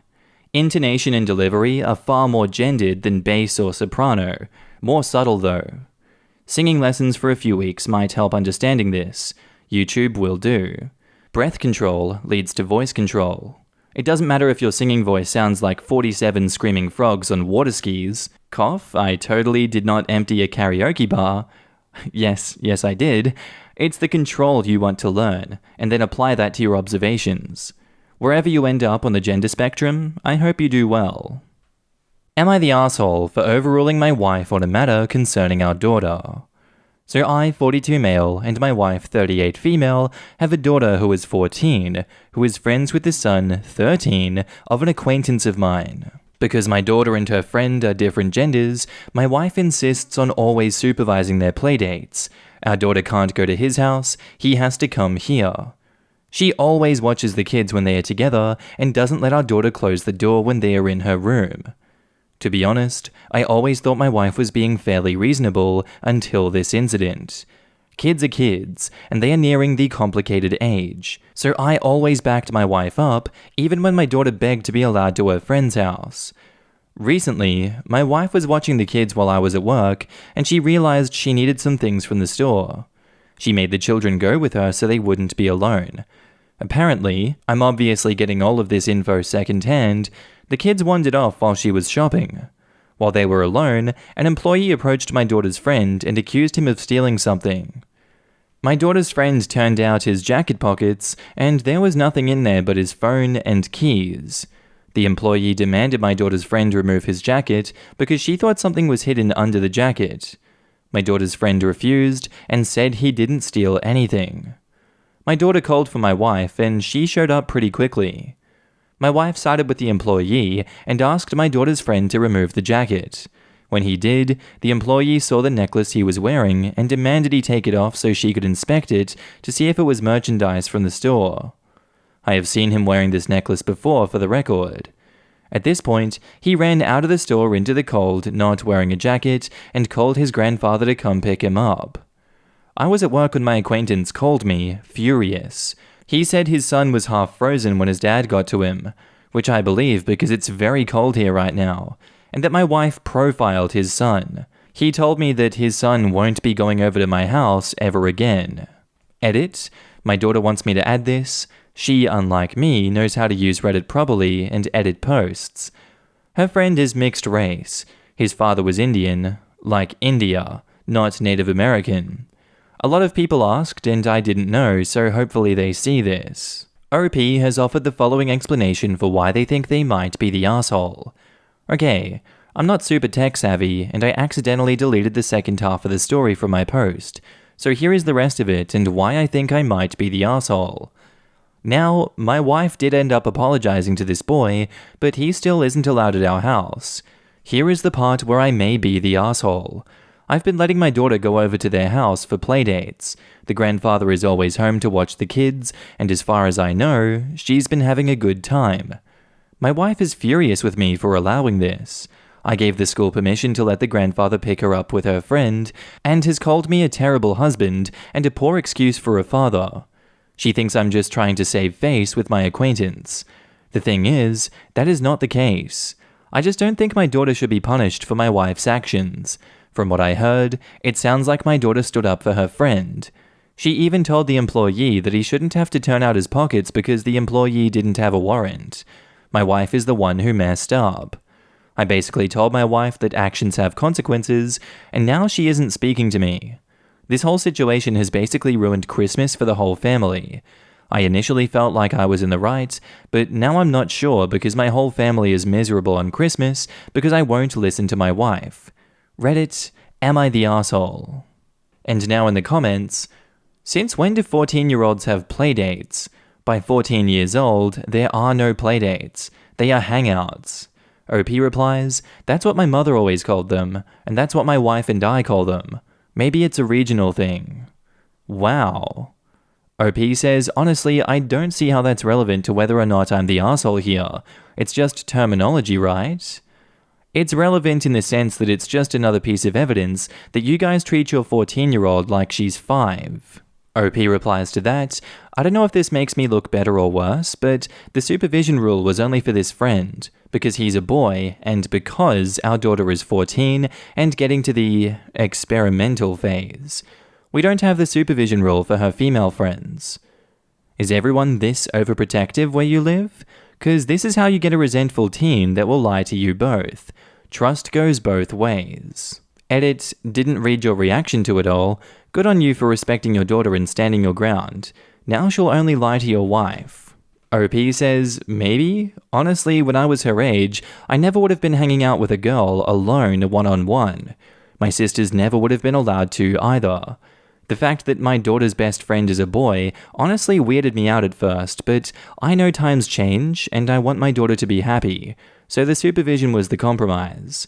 My wife feels like I went back on our deal with our daughter, and am letting her win, which will teach her not to respect us. I don't see it that way though because, well, my daughter didn't create this situation, my wife did. Y'all are gonna be in for a real surprise if your daughter turns out to be some flavor of queer. When I was in college, there was one easy test to see who had the strictest parents. They would be the ones partying the hardest because they finally got their freedom. Your wife needs to decide if she prefers teaching your kid good decision-making and open communication, or teaching her how to sneak around behind your backs and discouraging her from talking with you about things that she could use guidance on. We train our kids to be adults. If you keep doing their homework for them, they will be unprepared once they get out on their own. Take the time that you have now to ease her into adulthood. It pays dividends later. I mean, all of the hangout stuff aside, your wife clearly threw this kid under the bus at the store because she didn't like him. Pretty screwed up, honestly. Poor dude. And OP replies, Welp, turns out this is exactly the case. I wanted to talk to my daughter, but obviously she is still asleep, so I went upstairs. I've been hiding in the living room because of the whole my wife not speaking to me thing. My wife was still awake and all of your comments were fresh on my mind. So I asked her some questions. I said point blank, do you not trust our daughter?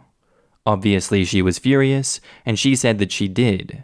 She said it's teenage boys that she doesn't trust, and asked me if I remember what I was like as a teenager.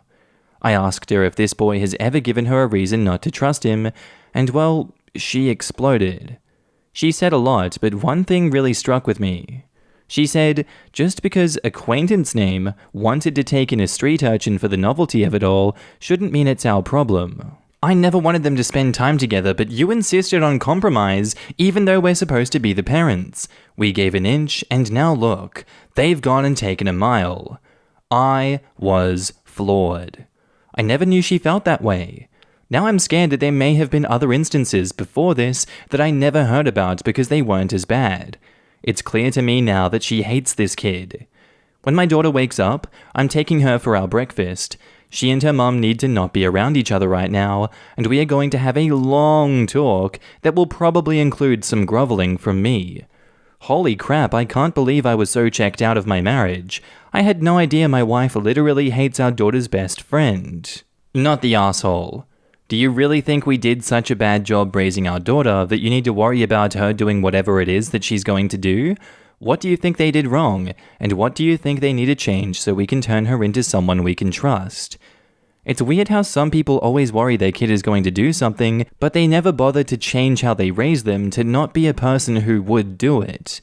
They never seem to want to put the effort in on that part, but find endless time and effort for micromanaging or whatever you want to call it. They act like it's inevitable and want no plan to try to stop it other than watching and restricting them. And OP replies, wow, this really struck me. You know, reading these comments, I felt more confused than initially, but this one hit me. The thing is, I do trust my daughter. She is so smart and such a good kid. It never occurred to me that all this time I was, in a way, telling her I don't trust her. I think I need to have a talk with my daughter. I owe her an apology. And now back up to the post, I'm gonna say the edits are the updates to this story. Edit 2. My wife texted me that there was an emergency and I needed to call her, so I stepped out of the theater and did so. Guess what? No emergency. No surprise either. She told me that I had no right to separate her from her daughter on Christmas. I said it was her choice and confronted her about what my daughter said at breakfast, especially about the food thing. She started crying and said that I had no idea what that boy put her through. I hung up. F this, it's Christmas, I'm watching Home Alone with my daughter. And edit 3, my daughter said this comment needs to be in the post itself. Yeah, the paying attention to the movie didn't last. She's become really intrigued by all of these comments and has been on my phone for the last 20 minutes. I'm pasting it in, she showed me how. So my daughter and I are at the movies right now. After breakfast, she said she didn't want to go home, so we're going to the Christmas movie marathon at the local theater. She wants to get snacks. I gave her $30 so she would come back with a small tub of popcorn. God damn these concession prices, man. So I'm going to tell you guys some of what happened at breakfast. It was a lot, so apologies if some stuff seems rushed over. My wife is blowing up my phone right now, but I don't want to talk to her. This wasn't the first time something like this happened, just the first time it happened in public. Here are some of the things my daughter told me my wife did that they kept quiet about for fear of not being allowed to hang out anymore.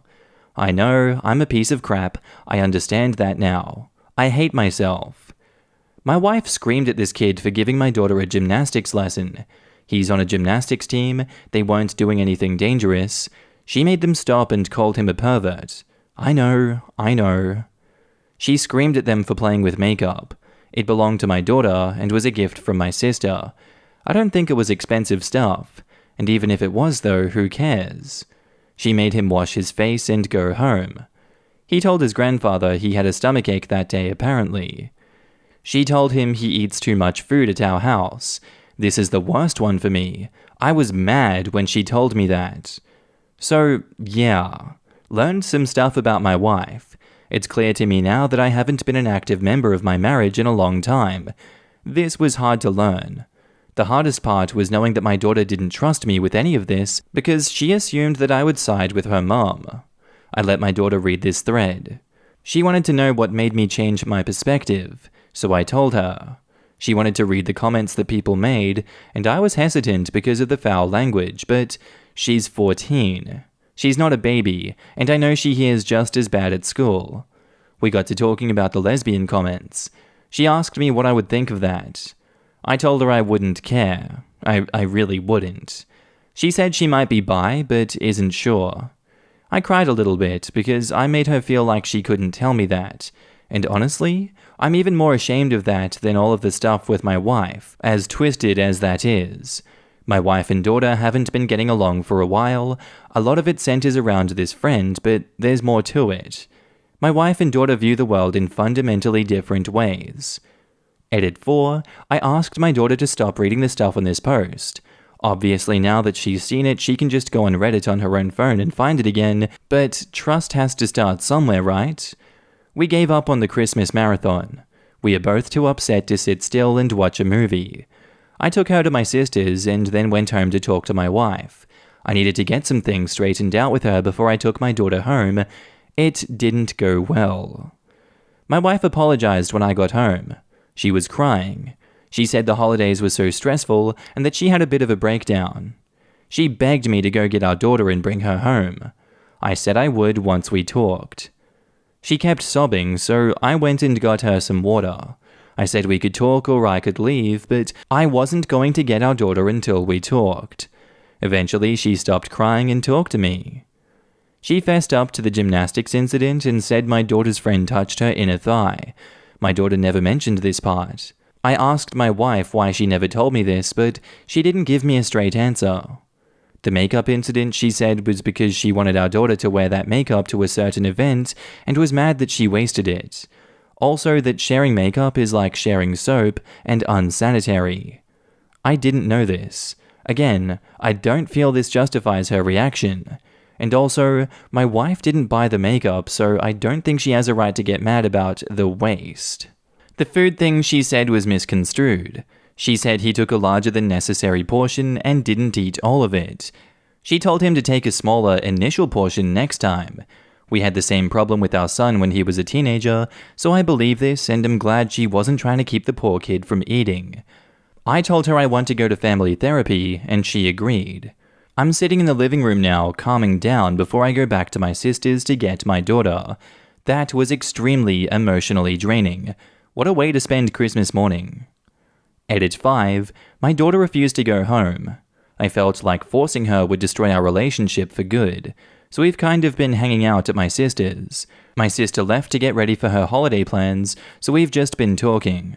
The reason I'm updating is because what she said freaked me out, so I need some advice before I say the wrong thing and alienate her for good, because this is all uncharted for me. My wife has been calling constantly, but I've been ignoring her. I know it's wrong, but she'll react even worse than me, so I just can't talk to her right now. I asked my daughter if she has feelings for her friend. She said she didn't know. She told me that their friendship is more important than that. I legitimately do not understand what this means, so I just nodded. She said he's the only one who understands her. She also said that she loves learning gymnastics from him, that it makes her feel good, like her body is something beautiful instead of just a burden. I have no idea how to interpret that. She also said that, in addition to the makeup, they sometimes, I don't know how they managed this without my wife noticing because she would have lost it, wear each other's clothes. She said she likes wearing boy clothes and likes seeing him in her dresses and skirts. Again, I just nodded and thanked her for telling me. I don't know what to say. Help. And I'm going to take that as the end of the story for now. If there is a further update, I will read the further update. Our next post is titled, Am I the asshole for ruining my little sister's birthday?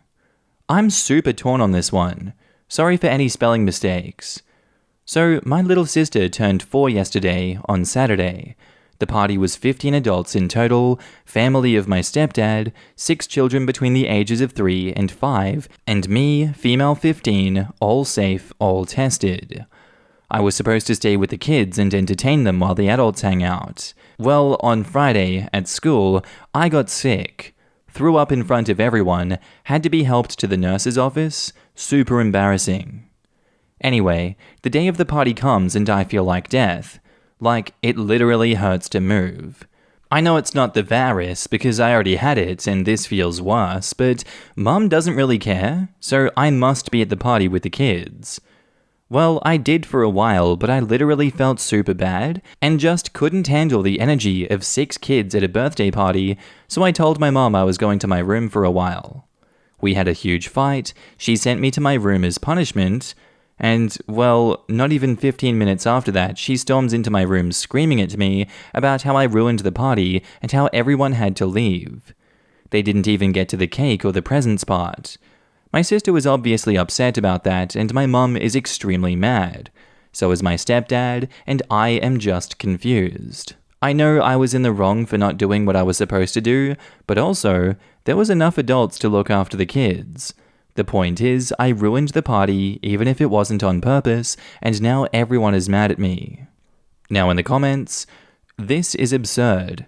15 adults were there and yet they couldn't watch 6 children? How does that make any sense? Not the asshole. I mean, if you were supposed to be able to single-handedly watch the kids, what prevented your mum from doing it? How is any of this your fault? Right? Like a 5-to-2 adult-to-kid ratio is such an untenable situation that a party must be cut short, but 1 teen to 6 toddlers was cool? I'm willing to bet the real reason the party was cut short was because OP was going to end up being the only sober, adultish person there. I was wondering if maybe Mum let it slip that OP was sick while complaining about them, and the other adults got mad at her. Like, what's even the point of everyone getting tested before the party if you are going to ignore that one person in your house is obviously sick? This, OP, you did nothing wrong. Your mum was completely in the wrong for 1, having you around children and others while sick, 2, yelling at you during the party, and 3, blaming you after the party ended.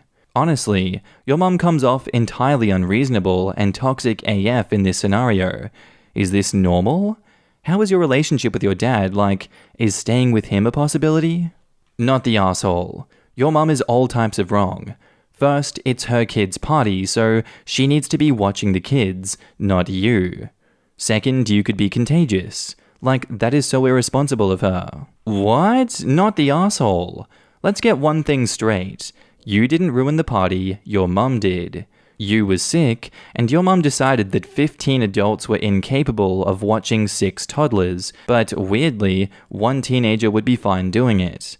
It makes absolutely no sense.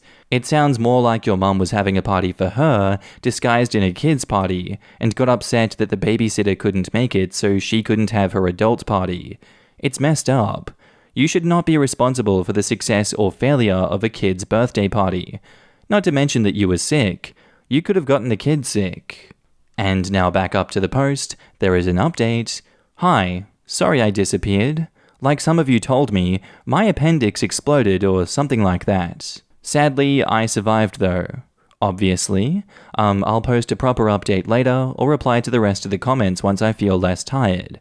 By the way, my dad is not in the picture, and that's kind of a sensitive subject, so I would be grateful if people can stop suggesting that I go with him.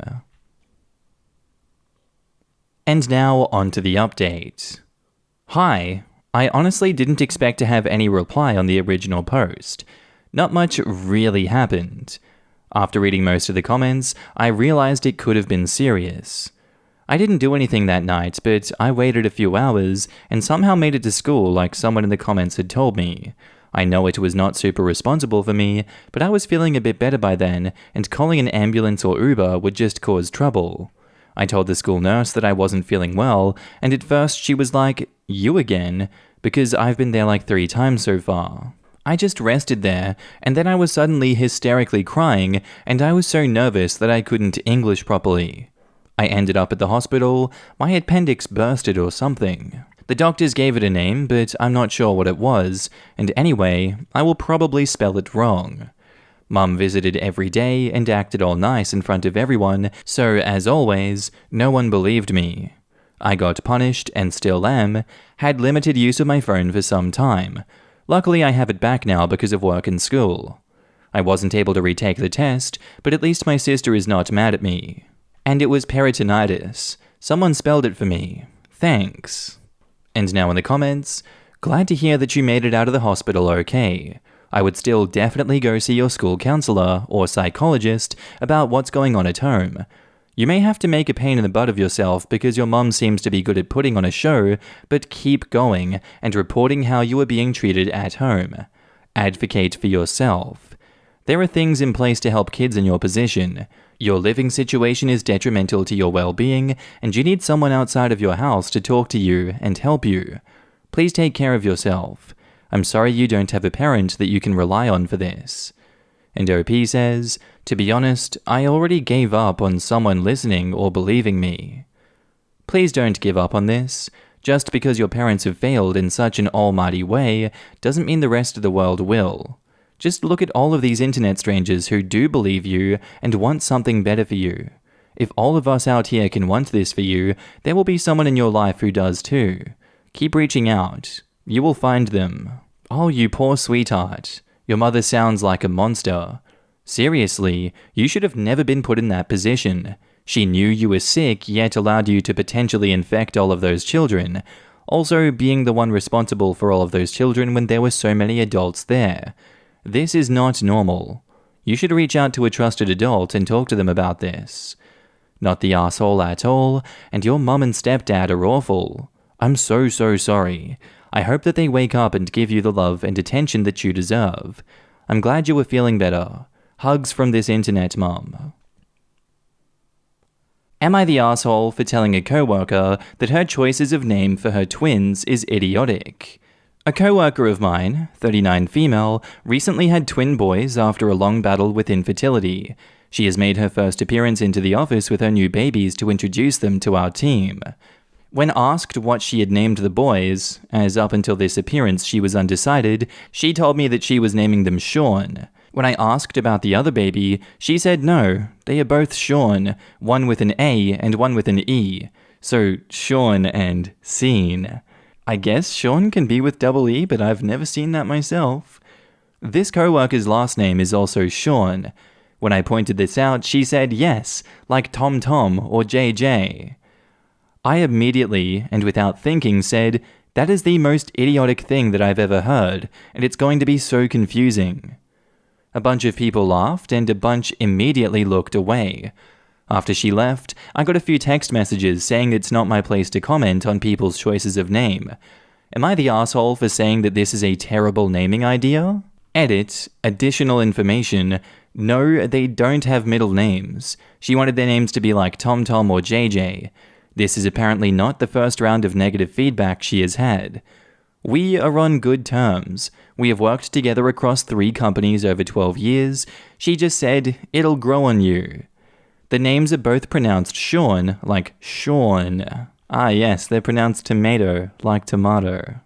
Now in the comments, I'm gonna get downvoted for this, but not the asshole. I'm an identical twin. Matching names is probably the cruelest thing that you could do to a person. It's not just confusing. It would keep the twins from developing identities outside of their twinness. You know what happens to twins that can't establish independent identities? At best, they need years of family therapy to work through their relationship problems. At worst, they hate each other. Twins have it hard enough working through what it means to be a twin. Why make it harder? Also, speaking practically, F the parents that do that creative spelling bullcrap for common names. There is no way you look at the name Scene and think to yourself, yup, that's clearly pronounced as Sean. Edit. Apparently I misjudged this thread. When I wrote this, everyone was saying that OP was the asshole because they were rude and their opinion was not needed. Reading it back, OP probably could have phrased it better, but it needed to be said. Also, when I was criticizing the name, I was referring exclusively to the name Scene and not Sean. Sean is a normal name, and quite frankly, the correct spelling of that name. Scene is the ridiculous name. Maybe I'm also an asshole, but if she can't handle the backlash for her kids' names, think about how her boys will feel growing up. Might as well start now because they're in for a childhood of jabs and jokes. Hopefully she legally changes them after a good night's sleep in a few months. Exactly. Peers are eventually going to distinguish them by their traits. Handsome Sean, smart Sean, funny Sean. But if one of them becomes one of those, well, that leaves the other Sean being the opposite of that. I can't imagine how it would feel for a kid to grow up feeling like ugly Sean, or stupid Sean, or boring Sean.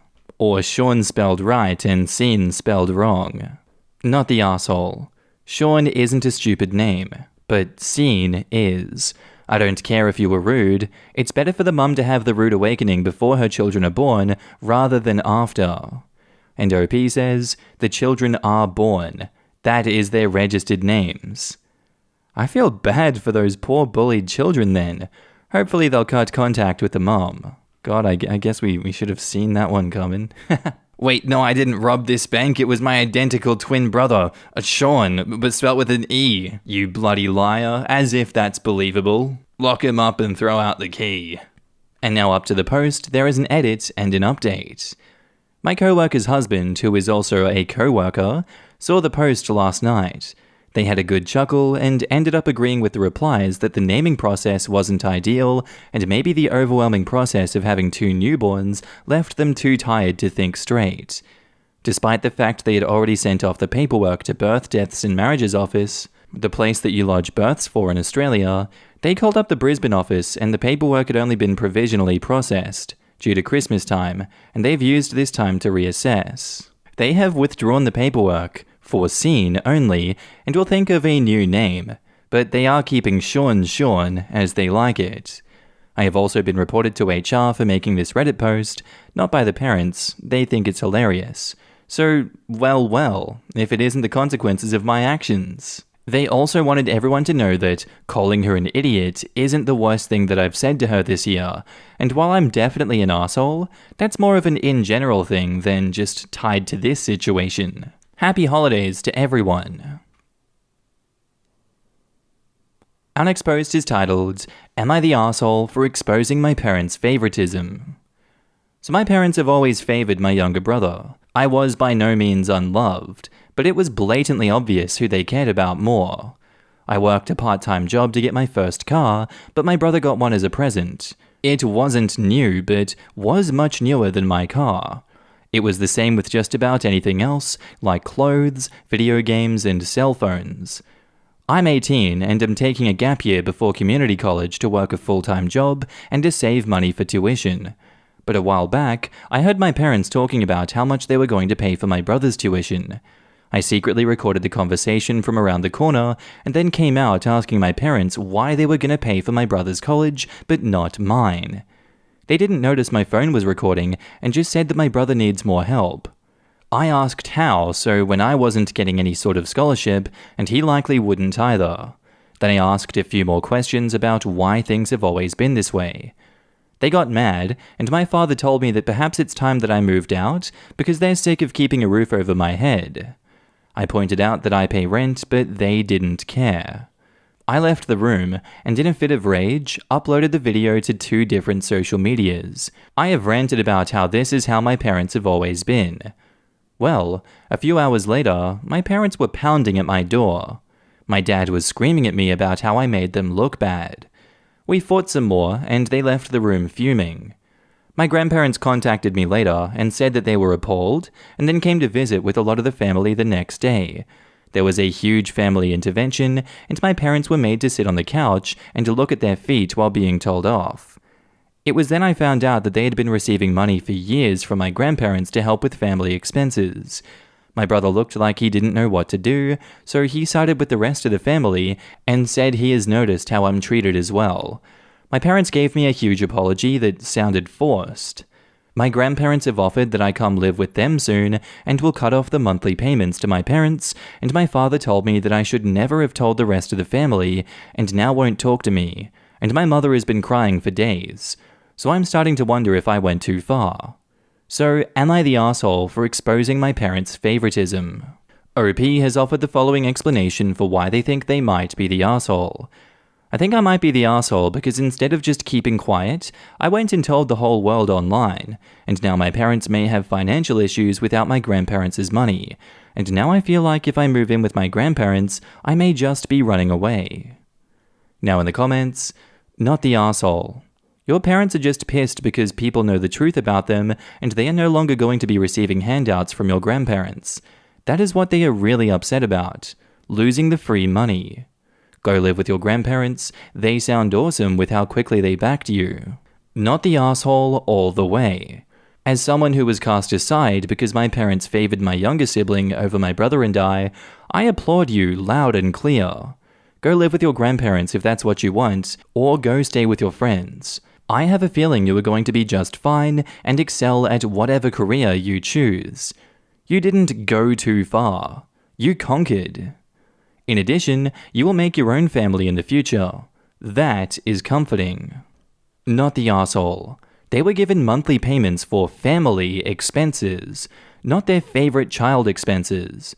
Plus, if they didn't do anything wrong, they wouldn't be upset about you telling the rest of the family, nor would there be an intervention. Favoritism is horrible and causes a lot of damage. I mean, you were getting kicked out for asking why your little brother was getting help and you weren't. I hope you take your grandparents' offer to move out and save money to pay tuition fees. Oh, and don't feel guilty about anything. Your parents made this bed and they have to lay in it, not you. And now, on to the update. I decided to go ahead and call my grandparents to accept their offer to move in. During the phone call, I asked them why there was monthly payments being sent to my parents. It turns out my parents were living beyond their means for a while because my mother quit her job to be a full-time stay-at-home mum. My grandparents decided to help out by sending them money monthly to help with my parents' mortgage and also to set aside some of that money for college savings for both my brother and I that was to be split evenly. Turns out my parents only planned to put that savings towards my brother's college, and that's also how they bought his car as well. So from now on, my parents are now on their own financially. It's likely my mother will have to go back to work to help my dad keep up with the mortgage. I confronted my parents and asked why they always treated my brother as the favorite, and then asked if there was something that I needed to know. It turns out there was nothing. Literally nothing. I'm not an affair baby, not even an unplanned pregnancy. They just liked my brother more. I was mad as hell, and we argued a lot before I left the room because I had had enough. My grandparents showed up on Saturday with a moving truck. My parents were floored when we started bringing in boxes to pack. My father got in our way, and I reminded him how he said that I should move out, so I am. My mother cried some more and said that my father was just angry in the moment when he said that, and they had been counting on my rent money to help with my brother's college fund. I asked if that meant he would never have to pay rent like I did when he turns 18. My father then said that since I was taking a gap year to work, then my rent money could have helped my brother, which means they never intended for him to get a job while going to college. My grandpa was enraged and confronted my father, saying he raised him better than this. He chewed him out, saying he has never been more disappointed in him, and they will no longer receive any more financial support. Then said that he would disown them both if they ever tried to retaliate against me for exposing them. My father backed down, and neither he or my mother said another word to me. I had a bit of an awkward conversation with my brother as we said our goodbyes to each other. And that was it. I just got in my car, waved, and drove off. I'm now fully moved into my new room at my grandparents' house. It's a little smaller but nice, and my grandparents are very welcoming. I'm going to keep working hard to move forward from here, and I appreciate everyone's support. Now in the comments, this makes me miss my grandma. I have a stutter, and my uncles used to bully me and make fun of me. One time my grandma heard about it, and she made hell. She has 7 sons and some with grandkids. I have never seen 7 grown men cry before. She made them apologize to me in front of their wives and kids. She didn't talk to them for 2 months, and they crawled back to her feet for mercy. Dad had the audacity to tell to your face he only wants you there to pay rent to help your brother for his benefit only? He is delusional and should be taken off the will so you get all of their share from the grandparents. And they are only sad OP is moving out because now they don't have his rent money. For real, I didn't think I could be any more appalled at their behavior at that point, but I was very wrong. I'm so sorry this happened to you.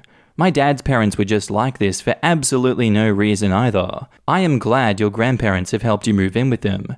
Kudos to you for trying so hard to buy your own car, etc. And edit, OP should look at the comments about his credit and his parents opening it in his name. These are very important.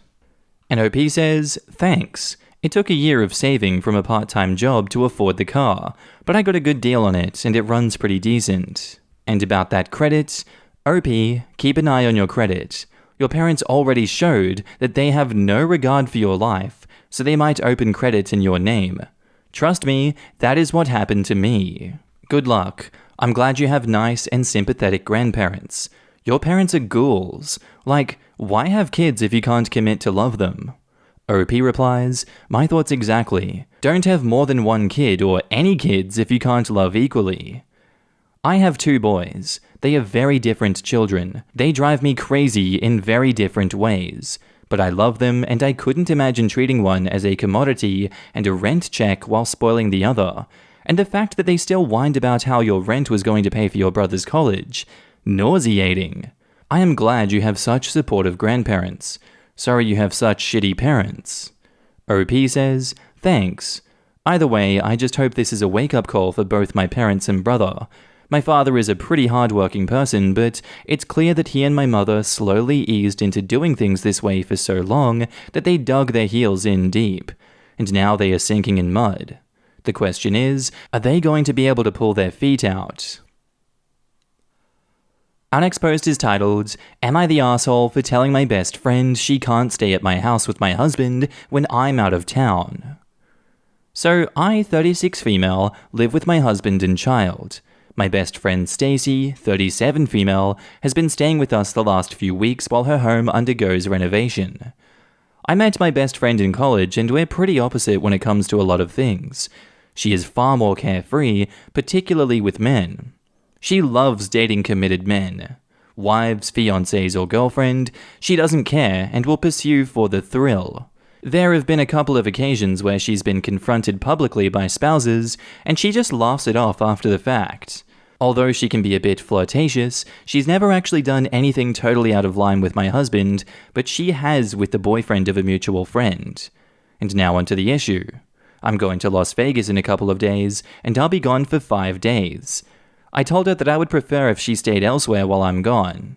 She asked why, and I told her it's because of her history of going after men in relationships, and I wasn't comfortable with her there while I'm gone for so long. She got really defensive, hurt, and started to cry. She insisted that she values our friendship and would never violate that, but I held firm and said that this is just one of those things where I'd rather be safe than sorry. She'll be staying at another friend's house. I feel bad, but I also don't think I'm going to change my mind. My husband doesn't care either way, and said she should understand why I feel that way, but my sister and a couple of our mutual friends said that I should trust her, and even if I don't, I should trust my husband. Am I the asshole? Now in the comments, not the asshole. For people saying, don't you trust your husband? 1, you know she is a man-eater who enjoys ruining committed relationships. And 2, he knows she is your friend. Why would you intentionally put him in a position where he has to ask her to leave while you were gone, and then tell you why he asked her? What if she made false accusations against him, either in response to him putting her out, or another way to mess up your relationship? If she has changed, maybe this will be enough motivation for her to figure out why commitment to other people is such a turn-on for her. If she hasn't, not the asshole for proactively protecting your family, but I too wonder why you let her stay with you in the first place, given her total lack of shame previously. Good on you for putting your husband, your family, and the future of your friendship ahead of her short-term preferences. And OP replies, thank you, and I do fully trust my husband. We've had plenty of guests and have had roommates in the past, and cheating has never been an issue or fear that I've had. She specifically likes committed men. She probably has low self-esteem and needs to feel pretty and wanted by knowing that a committed man has put his relationship in jeopardy just to be with her. You shouldn't be friends with such a vile person. Yeah, I've honestly been sitting here wondering why OP is still friends with this person. It seems like a disaster waiting to happen. She openly pursues committed men, she has dated a friend's boyfriend in the past, she has flirted with your husband. What on earth has your friend done specifically to earn the trust that everyone is saying that you are required to give her? And while you may trust your husband, why on earth would you put him in this situation? Not the asshole. I think the bigger question is why she's friends with this woman, when she's a homewrecker of other people's relationships and then just laughs it off because it's Stacy being Stacy, but when it's your relationship, suddenly being a homewrecker becomes a bad thing. I'm gonna go with everyone sucks here. Your friend, for obvious reasons, going after married and committed men on purpose is just trashy. You, for continuing to be friends with her knowing about this tendency, and for completely disregarding your husband's agency in any of this. If she tried something, he could kick her out. It is his house too, and if you think he wouldn't, why are you married to this man then? If for some reason you were determined to keep being friends with a known homewrecker, your husband is the one that you should have talked to about this, told him your concerns, and assured him that he should feel free to kick her to the curb if she got inappropriate. But if you don't trust him to do that, then again, why are you married to him? Besides, Stacy never once has been alone in this house with hubby since staying with you. If something was going to happen between them, OP, let's be real. It probably already has. You're the asshole for being friends with her at all. You're cool with her effing other people's husbands, but not yours? I basically said this exact same thing. OP is like the guy who has friends who treat women like garbage, but then freaks when his friend wants to date his sister. OP's friend destroys relationships and enjoys it, but OP is fine with it as long as her friend doesn't destroy her relationship. You're the asshole. And now on to the update. I spoke with Stacy after work tonight and it was tough.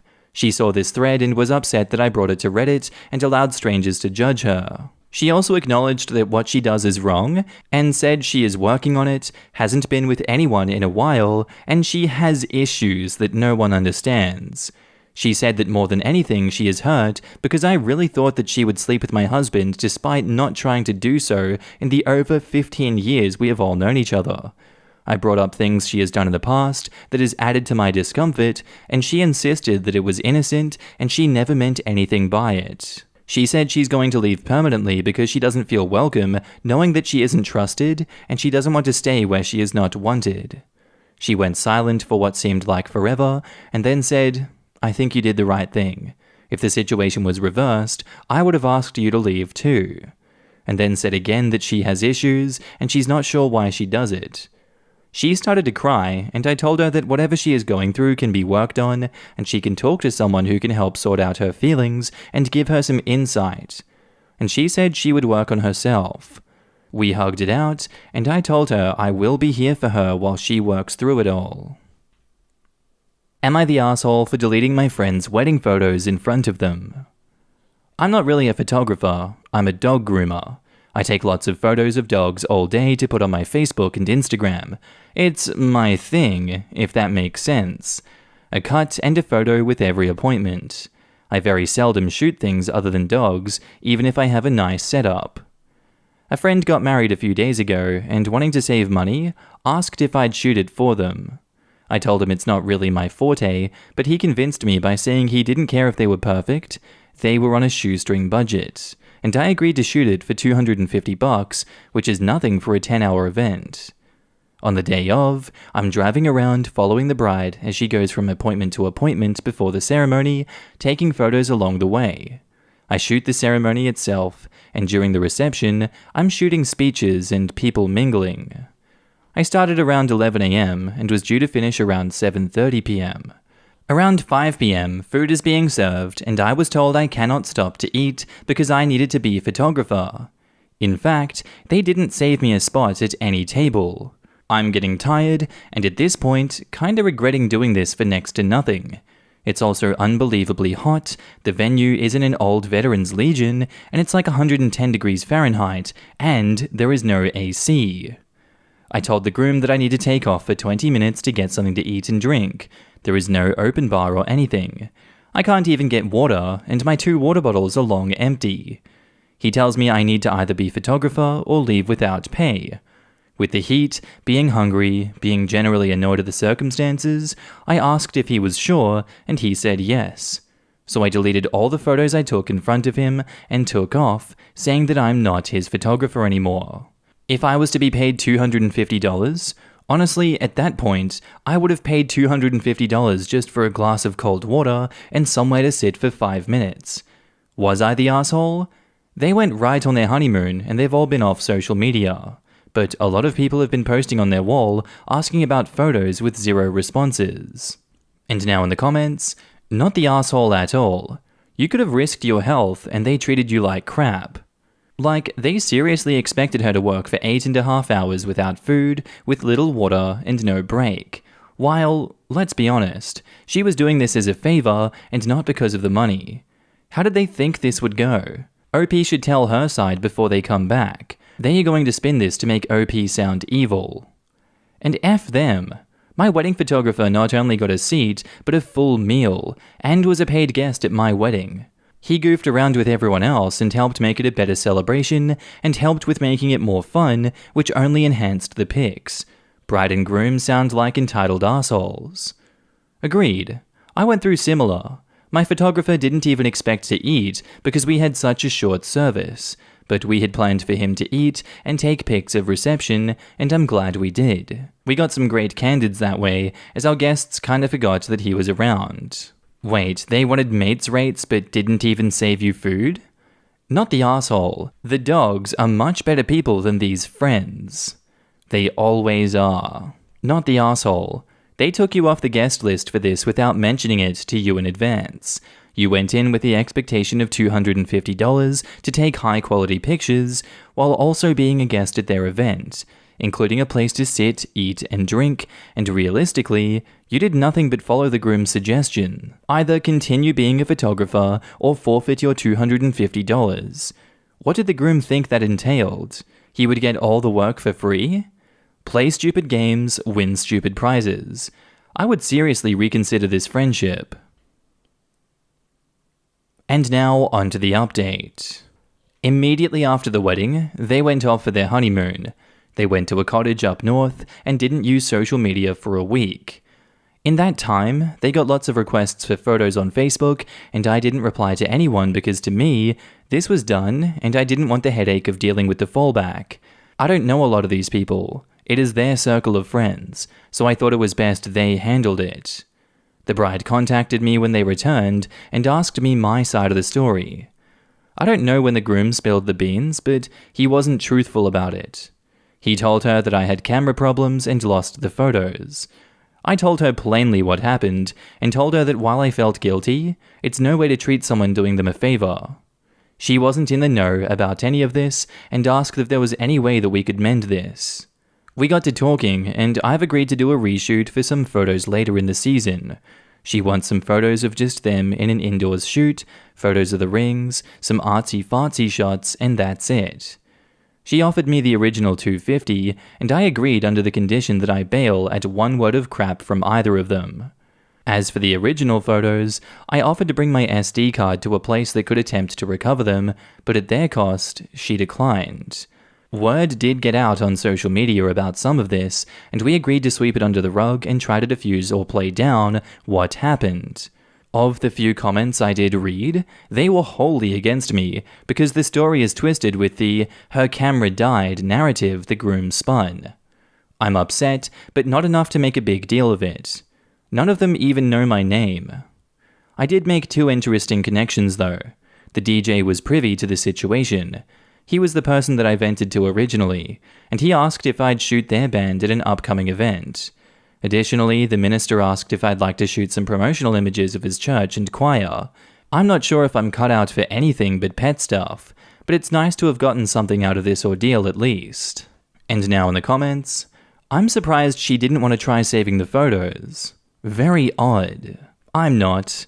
If they were on a budget and the OP offered for them to recover the old ones at their expense, someone unfamiliar with recovery could think that it would be more costly than $250. Plus, it sounds like the bride was pretty embarrassed by the groom's behavior. Maybe it's a day she doesn't want memories of. Like other posters mentioned, this might not be a lasting relationship. She's getting an absolute bargain getting a reshoot for $250 and not paying OP for the original shoot, even without the photos. I'm gonna be the Debbie Downer here. You basically worked many hours at the wedding, did not get a break or any food, and didn't get paid when the groom caused problems. Now you're gonna work again for them, for the $250 that was too little before. Pretty noble of you to accept working for them again. I would have never agreed after the way that you were treated. And did the groom even apologize? This. Why on God's green earth would you do anything for them ever again? These are people better left in your rearview mirror. And OP replies, I felt bad for the situation. I'm the kind of person who doesn't like to throw away stuffed animals in case I hurt their feelings. I just didn't want to leave the situation at a net negative for everyone, even if deserved. Our next post is titled, Am I the asshole for inviting my sister's best friend back to our place? My sister and I stay with our parents. My sister's best friend referred me for a job at her employer, and I got it. We don't work together, but we do see each other a few times. I saw her after work, and we were heading out to the parking lot. She told me that her dad was going to pick her up because her car was in the shop, and she was going to hang out there for an hour. I suggested that she could come back to our place and hang out there, as it's a shorter drive from her parents' house, and it would be more comfortable than lounging around in the parking lot. She was hesitant, but I insisted. She was hanging out in our living room when my sister came down from her room. She got really upset and went back upstairs. It was pretty odd that she didn't go to my sister's room. That is pretty odd. Her friend left about half an hour later. My sister came to my room later that night and called me an idiot for bringing her here and said that I should have read the situation better. She knows I'm good at convincing people to follow my suggestions and called me a jerk. My sister never gets angry. She also looked like she's been crying. I feel like an asshole here. I should have just backed off when her friend had first refused, but I thought she was just being polite. I know I didn't mean to upset my sister, but she is really upset, and I feel like a jerk right now. Now in the comments, unless you were aware of the issues between your sister and her friends, you are not the asshole.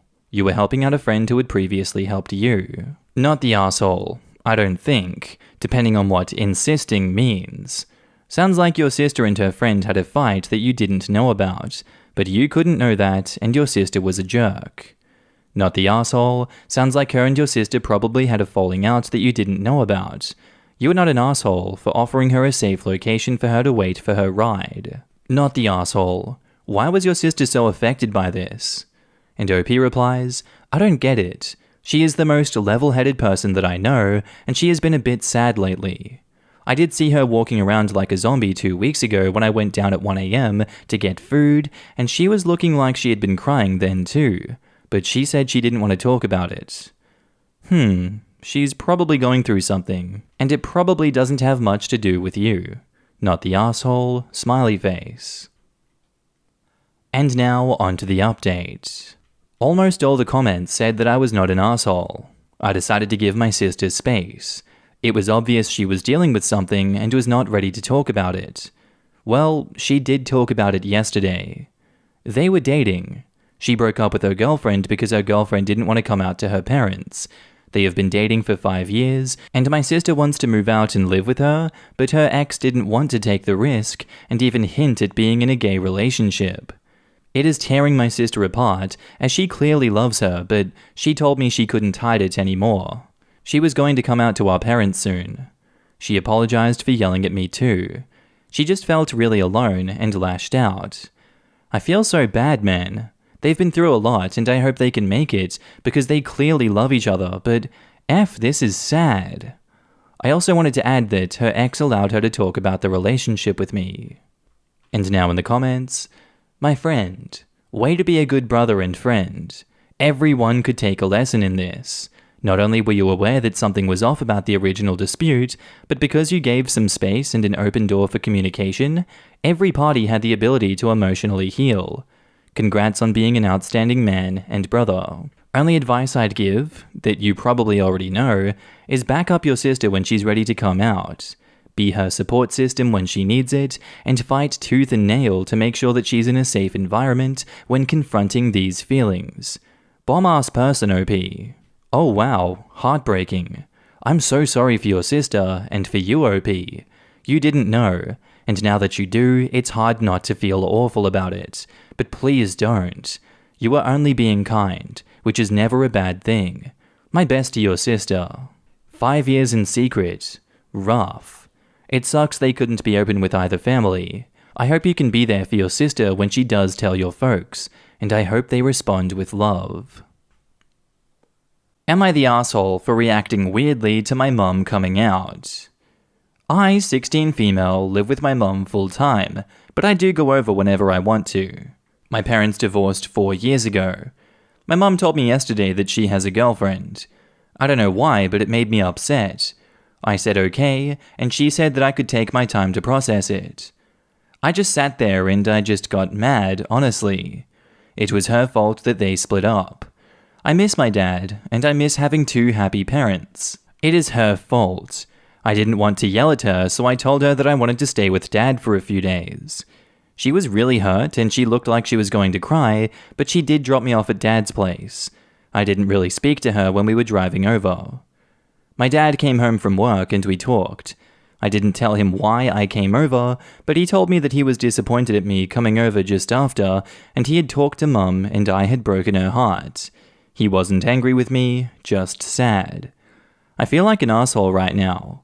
I am still angry at her, but I feel like I screwed up, and I didn't mean to hurt her like that. Or maybe I did. I don't know, I feel bad about this. Now in the comments, no assholes here. It's hard, totally, but don't become the asshole. You were 16, your emotions are going to be high and wild. You are learning about life and the way people are, and it's totally okay to feel weird and odd about your mum coming out and in general your parents getting divorced. That's normal. It's hard. Just know that sometimes people are not a match and relationships are hard and they don't work out, and that's just how it goes. Please don't blame your mother and hate her for ending what didn't feel right to her and for finding someone who does make her happy. Whether she is gay or bisexual, it's obviously a hard thing to come to terms with and accept, especially later in life. Remind yourself that she probably did what she felt like she had to do by marrying a man, even if she didn't feel that it was right. And now she is finally discovering that it wasn't right, and she is living her truth. Take it in stride. Communicate, talk, digest, take time to feel what you are feeling, and don't play the blame game with anyone. Just consider that everyone is on a life journey, and we are all discovering what life is all about, whether we are 16 or 46. Give your mum some love and the benefit of the doubt. By all means, ask her questions respectfully, and try to see her point of view. Just do everything you can with love. You are not an asshole, and neither is your mother. No assholes here. Is there a possibility that you didn't react to your mum coming out, but to your mum being in a relationship at all? You said yourself that you miss your dad and miss having two happy parents. If your mother feels hurt, that's unfortunate, but you being mildly upset about your parents divorcing and moving on is a 100% normal reaction. Things will get better with time. Good luck. This is exactly how I interpreted it. I feel like if you replaced girlfriend with boyfriend, it wouldn't change anything. OP, your mum isn't a bad person for getting out of a marriage that didn't work for her. But you are also not a bad person for feeling the effects of the divorce. Try talking to a counselor if you have access to one. Your feelings are valid, and it's not wrong to need help processing them and working through them. Sorry, hun. You're the asshole. And I promise I'm not saying this to yell at you. You know it's just the judging for this sub. You have a lot of other, deeper issues, it sounds like. Maybe ask your parents if they can afford to send you to therapy. Having parents stay together when at least one of them isn't happy isn't a better solution, trust me. You have a lot of past frustration to work through and come to terms with, and it wouldn't hurt to find a therapist that will help facilitate better communication between you and your mum as well. It's been 4 years, so it's time to work through this. You don't want to take any of this resentment with you to the next stage of life after high school. You're the asshole, at the very least, for punishing your mum for the divorce. Would you rather they be under one roof but miserable? That's toxic for everyone. Also, there was no need to run away and be a jerk to her. You could have just told her that you still love her, but you need time to process it, and would like some space for that. Maybe you were more tactful than you make it seem, but you come across like you just brushed her off and told her to take you to your dad's house. And now on to the update. People were really kind to me. I expected people to tell me I was the asshole. Yeah, I do want something to blame, and I latched on to mum having a girlfriend. I did blame it for their marriage ending, and I guess dad figured that out. He told me that mum is bisexual, and he had known that while they were married. He told me they had been unhappy, and her sexuality had nothing to do with why they divorced. He told me that they got married young and then became different people. I don't understand it, but I kinda confessed that I missed them being married, and I missed spending time with him. I don't want them to be sad, but I want them to be together, which it seems makes them sad. I talked to my mum yesterday too. I could see mum was really sad. She wanted me to come back, and she told me I didn't have to meet her girlfriend or do stuff with her. I don't know, that made me sad. Mum has been happier after a long time. In hindsight, it is obvious that her girlfriend is making her happy, and like I was being a huge asshole, not wanting her to be happy. I tried counseling before, and I hated the 3 assholes they took me to, but I think I want to try again. Mum and Dad said they will make plans so that all 3 of us can do stuff together. I'm really excited about that. I'm going to spend some time with Dad before going back home. And now in the comments, so glad that things are looking up. Wishing you and your family well. OP says thank you. You are being very thoughtful about all of this, and it sounds like you have a lovely family. I wish you all the best. As far as the growing apart thing, this is very true, real, and valid. When people get married young, they have not finished growing and maturing as people change over time with their life experiences. People change a ton in their late 20s to mid-30s, which is part of why and when people divorce. Personal experience. As far as counselors and therapists go, try and find one that specializes on juveniles and/or family dynamics. I can promise you that everything that you are feeling is incredibly normal, so don't sweat that. This is a huge change for you and everyone. There is no handbook to help walk people through life. It would be so nice to have one though. One thing that may help is to think of your parents not just as parents, but also as people and individuals separate from you, but still very connected to them. It sounds like you guys are on the right track. He told me they become married young and then became different people.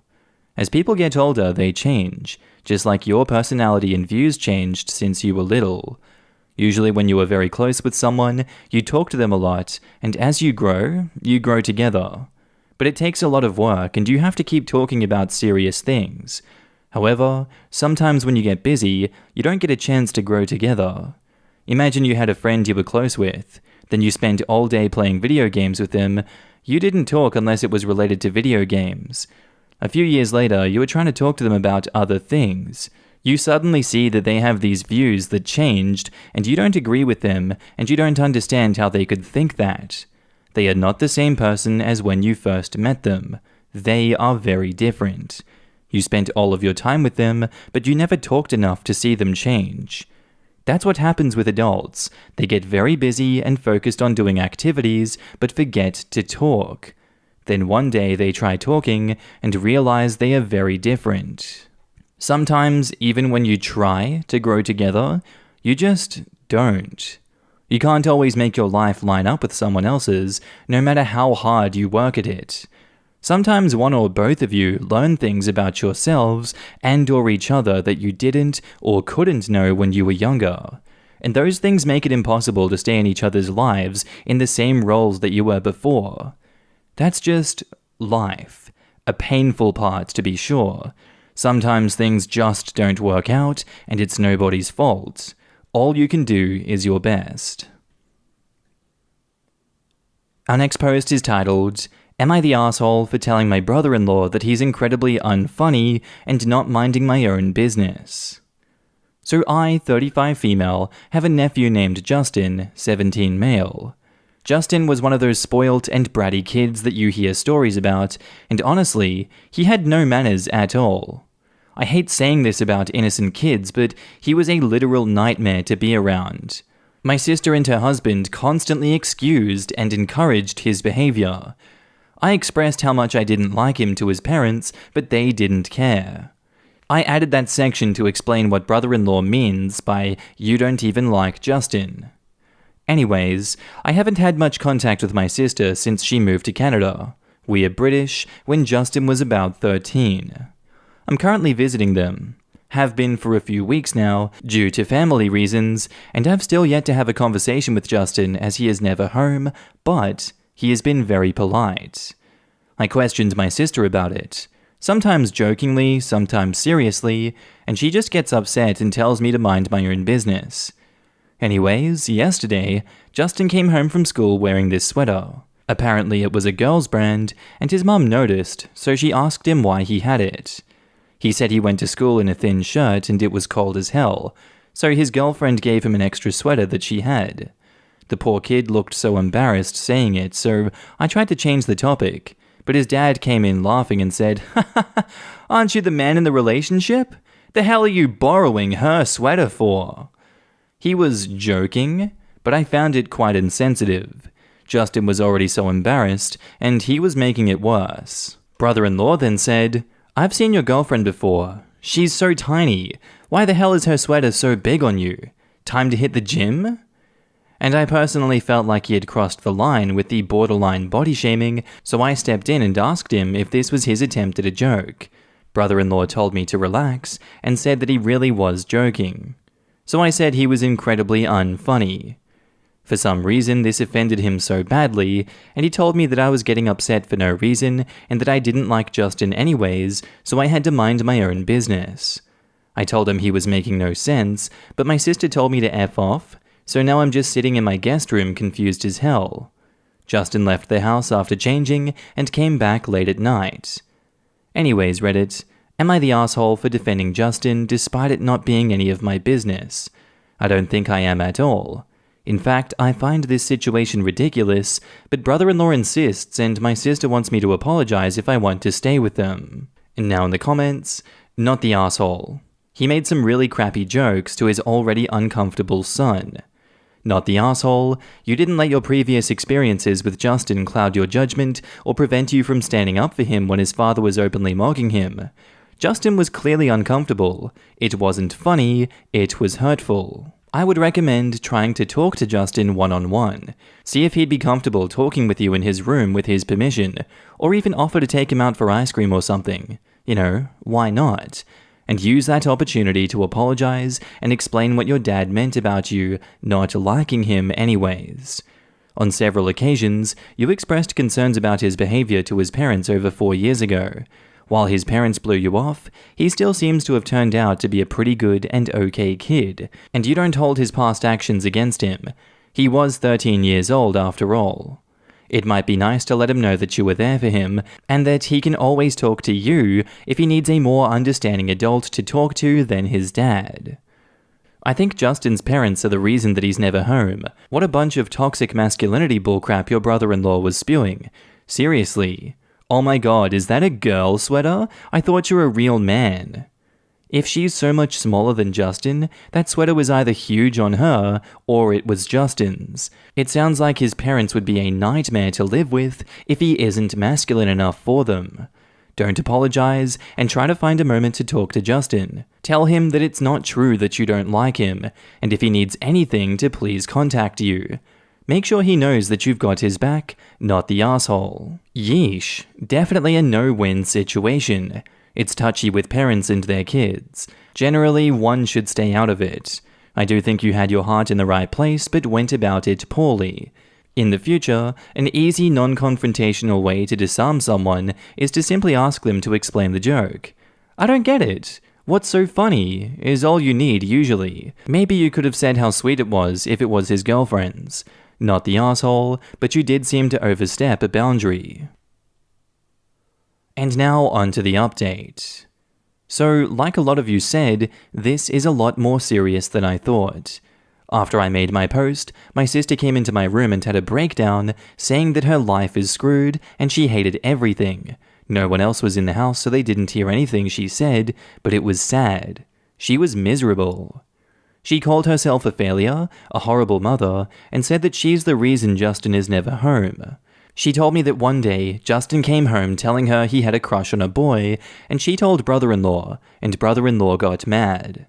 Said some hurtful things to the kid, he was like 13, and she didn't defend him. She still doesn't every time brother-in-law jokes about it, and me standing up to him caused her to crack. I knew it wasn't the time to go, yes, you are a failure, so I just let her rant until she tired out, but I was disgusted. Then I decided to follow everyone's advice.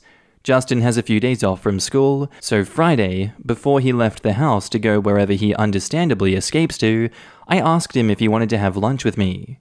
He was awkward, but agreed, and we went to some restaurant. I didn't pry or confront him about what his mother said. Like I said, it's not my place. But I told him that if he ever felt uncomfortable or unsafe, that I was there for him. Even when I went back to the UK, I was only a call away. He finally smiled genuinely, and thanked me for telling his dad he wasn't funny. We joked around about his dad's ego, etc., and Justin was so much more comfortable by the end. We still aren't BFFs because, well, duh, but we have been spending a bit of time together. I've even helped him sort out his hair. We are the only ones in the family with super curly hair. I've even been introduced to his lovely girlfriend, who enjoys buying XXL sweaters. As for brother-in-law, he's upset by my presence but hasn't said a word except calling me a cow yesterday. He hasn't said anything else to Justin either. My sister is back to her snappy self, and it's almost like she didn't have a breakdown a few days ago. Talking about regret, yet not doing anything about it. It's pathetic. I told her this, and she didn't scold me lol, so I guess I'm getting through to her. Not much happened, but I just wanted everyone to know that Justin is aware that I'm on his side, and that he is currently safe should anything happen while I'm here, which is another few weeks. I'm also working on a plan for when I go back. He's such a lovely kid, but it's horrible that his parents berating him is what caused him to change so much. I'd rather the bratty and happy kid, honestly, than the polite and traumatized one. Thanks for worrying about him, and thanks for all of the replies on my OG post. Edit, many of you have pointed out some serious red flags relating to my nephew and sister's relationship with my brother-in-law. I'm going to do my best to support the both of them and help them get out of this situation. I will also make sure to stay in Canada for as long as possible until I'm sure they are safe. Thank you all so much for your concern. Now in the comments, thanks for the update. It's great that Justin knows that he has a friend in the family that he can trust. I hope he's okay and gets out of the house soon if they don't realize accepting their son for who he is the right thing to do for your kids. Not the asshole, but apologize even if you don't mean it. Your sister is hiding something, and you are not going to get to the bottom of things if you are no longer welcome. Honestly, with the way things are happening, and what you said, anything from brother-in-law is minimally emotionally abusive, to Justin being forced to live a lie. Honestly, if you really want to know what's going on, you'd need to be able to stay and learn. I wouldn't be surprised if there is something a lot more nefarious going on in the brother-in-law and sister's relationship. There's a reason why she waited till he was gone to have a breakdown, and then went back to acting like nothing happened. Yeah, she sounds like she's probably being emotionally abused as well. OP should offer her the same invitation to reach out if she ever needs help that she offered to her nephew. Oftentimes, abused women don't reach out to get help leaving because they feel so ashamed and think the person in their lives will just judge them for not being strong enough. OP calling her pathetic might be reinforcing that. I'm not saying it's great that she isn't standing up for her son, obviously it's not, but there might be a reason that it's hard for her to do that. And OP replies to that, this is definitely a comment that I needed to read. I guess I was more thinking about my nephew too much to see that my sister may be in trouble as well. I'm definitely going to reassure my older sister as well. It's just my first priority was my nephew because, well, he's a child. But yes, like I said in other replies, I will do my best to figure out how to support my nephew and sister. Thanks for the comment. Definitely opened my eyes a bit more to how severe this situation may be. Am I the asshole for refusing to see my dad even though he is really sick? So I am 2 years older than my brother. When I was about to go to college, they said they didn't have the money and it massively screwed up my plans because they have a high income, so I can't get aid and scholarships. I moved out and I started working because I wanted to save up before going to college. I started college the same year as my brother did. I always assumed my brother was loading up on debt by going to a really expensive private school. I saw a story that he posted bragging about having his schooling paid by our parents. I texted him, and he said he was just bragging online. But I asked Mum, and she's not a good liar, and she fessed up that they were paying for it. It still makes me really fudging angry. I have better grades, I have a better application, but all of that doesn't matter. Nothing I ever do frickin' matters. I've not visited home since that day. I worked so hard for my grades. I just don't understand why they don't care. I did all the right things and they still care more about my brother. My dad is sick. He has cancer. It is pretty bad.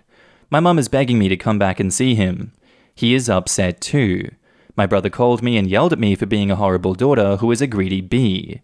I am worried sick for him, but I can't push myself through visiting him. I am just barely holding on emotionally, but I know they need my support, but I'm being a huge asshole by not doing it. Now in the comments, not the asshole. Your parents treated you as if you were lesser than your brother. You have no obligation to see your dad. I agree, but OP seems like a compassionate person, and not seeing her dad may be something that haunts her down the line. OP, you are not the asshole whatever you decide, but really think about the long-term impact on you. Possibly there is a half measure of sending your dad care packages and cards, but not engaging fully so that you don't get conned into becoming a main caregiver or offering blanket forgiveness that you are not ready to give. Then you can look back with fewer regrets since you showed compassion and kindness.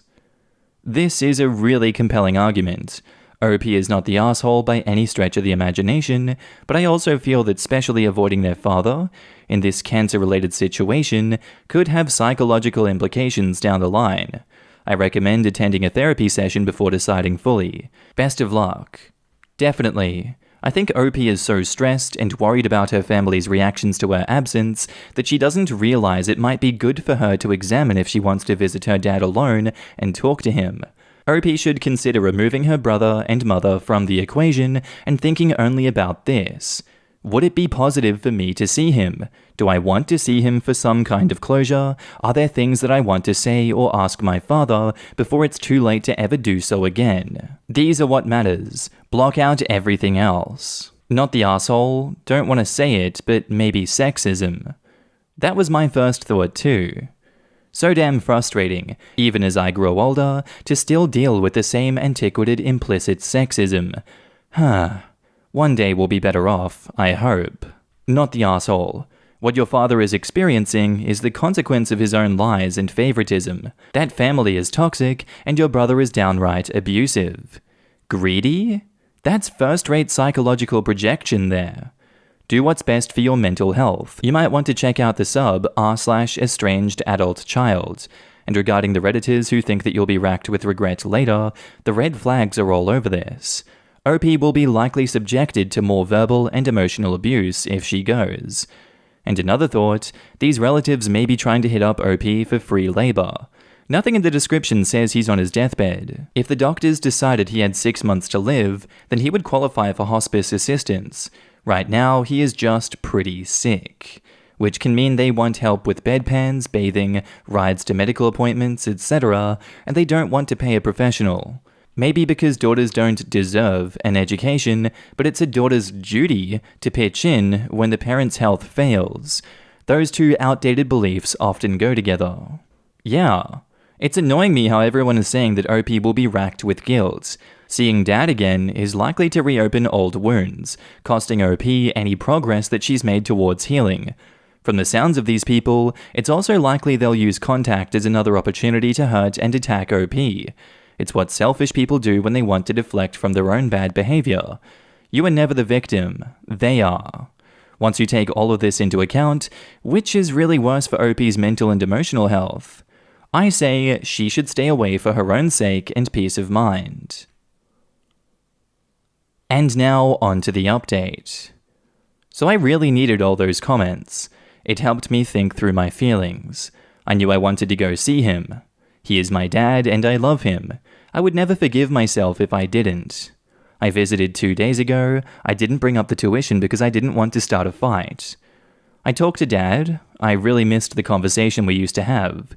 He was very happy to see me, and he told me he would set things right with the will. That made me cry. I don't want him to die. We had lunch together, and Mum was insisting that I stay with them to help with Dad. I saw people comment about it, and I really didn't think my parents would bring that up, but they did, and it hurt a lot. I refused, and Mum got a bit angry with me. I ended up leaving soon after. I have really tried to please them. I followed every single rule they had, I didn't put a toe out of line, and they always loved my brother more, even though he was a rule breaker, and I hoped that by being the perfect daughter, I would, be loved a bit more. I guess that isn't how it works. I'm not going back. It hurt to go back, but I know my parents love me, but they love my brother more. I think it made me realize staying away from them is the right thing to do. I will really miss them. People trashed my brother a lot, but he has his moments and he can be really sweet, kind, and gentle too. I really love my family, but if I do spend time with them, I will just be hurting myself. And now in the comments, it's okay to have many and conflicting emotions. I'm glad you went, and that it seems to have been an overall good choice for you. Very sorry about the pain, and it's okay to set boundaries. If you would like a digital hug, I'm here, and I'm wishing you well. It's so good that you were able to visit him for your own healing, and that you stuck to your boundaries. It's a hard thing to do. Sorry that there isn't a happier resolution, but removing people who don't value you is a good thing. I expect exactly nothing to be solved in the will, and find it sad that they think it's about money in the end, instead of the exhausted narrative of neglecting the more stable child in favor of the troublemaker golden child. I am willing to bet that all this talk about the will was just to get OP to stay and help out. Many manipulative folks have pulled that trick. So, do they expect you to quit school and your job to be their nursemaid? Are they going to pay your loans and debts when they start coming in because you are no longer an active student? Especially when they have the means to pay for all of the brother's private school tuition and living expenses. Frankly, if your parents need another pair of hands to help with your dad during his illness, then maybe it's your brother's turn to sacrifice. He can take a gap year, and they can use that money to hire a caretaker. Your brother can get a loan or get a job to pay for his school this year, and your mum can get a job and pay for things that way. You have a whole life you were taken care of because they can't be bothered to help. Even if you do keep in contact with your parents and brother, be very firm in your boundaries. They are not allowed to bring up you sacrificing your life because they don't want to give up theirs. Use timeouts, grey rocking, and the old no as a complete sentence. Good luck, OP, and maybe look into your school's therapy options if they offer it, so you have a way to manage and work through your feelings in the coming months and years. And our next post is titled, Am I the asshole for finally getting frustrated while trying to care for my sick grandpa? So my 87, soon-to-be 88 grandpa was recently diagnosed with cancer. But because I am in a college for medical assistant and soon trying for a nursing college program, I've been shoved onto the role of sole caregiver for the most part. I do almost everything for him. I give him his medicines, putting his oxygen tube on him, adjusting the bed given to him by hospice, calling nurses, translating for the hospice people that come to check in on him, checking on him daily, and taking note what he's taking and at what time and the date. I'm frustrated because my family has been pulling me in every single direction to do everything. It doesn't help that for a whole week now, they've been waking me up despite me being awake late because I want to be available a few hours after they sleep, plus once they do sleep, I have free time to do what I want to do.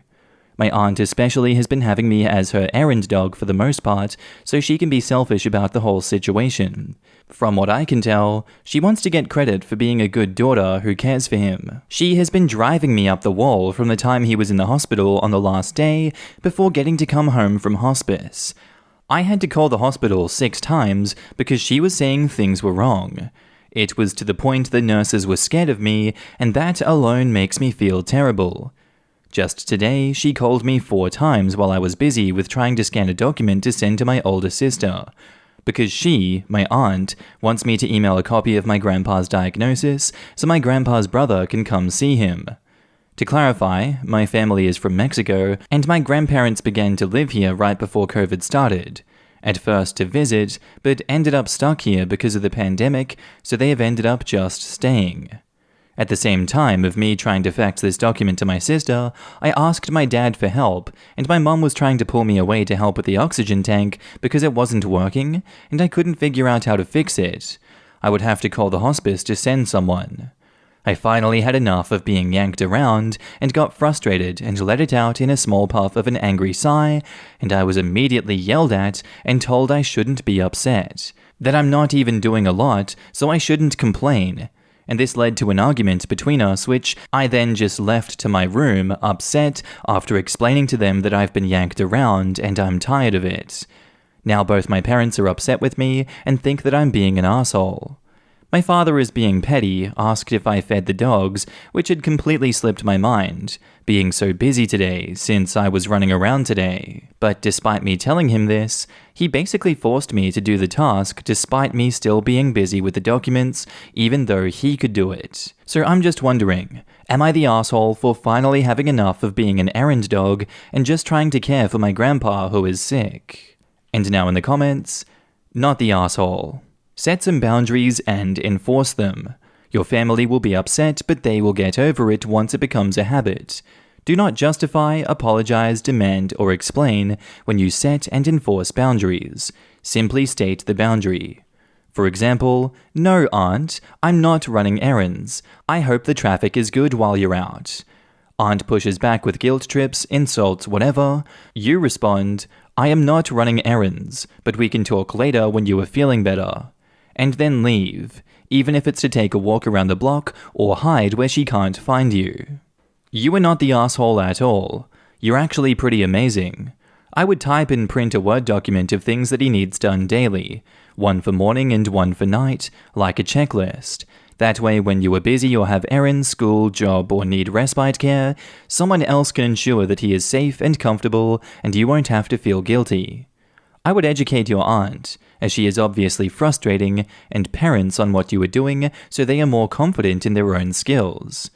It sounds like everyone is leaning on you for one reason or another, but you need to remember to take care of yourself. The passive-aggressive actions of your parents when you let out a sigh of frustration shows me that they are insanely out of touch with the level of care your grandpa needs and the monstrous amount of power work that you must be trying to figure out during this exhausting time. And you are amazing to translate for the hospice workers, but as someone who has worked in nursing homes, hospitals, rehab facilities, and home health settings, translators are usually few and far between. Many home health companies require you to use professional phone services to make sure that nothing is missed, as I have even used Google Translate in a pinch, although every single setting I've worked in prefers use of the professional services they offer. I think you are a really good person trying to do multiple difficult tasks. Positive thoughts for you.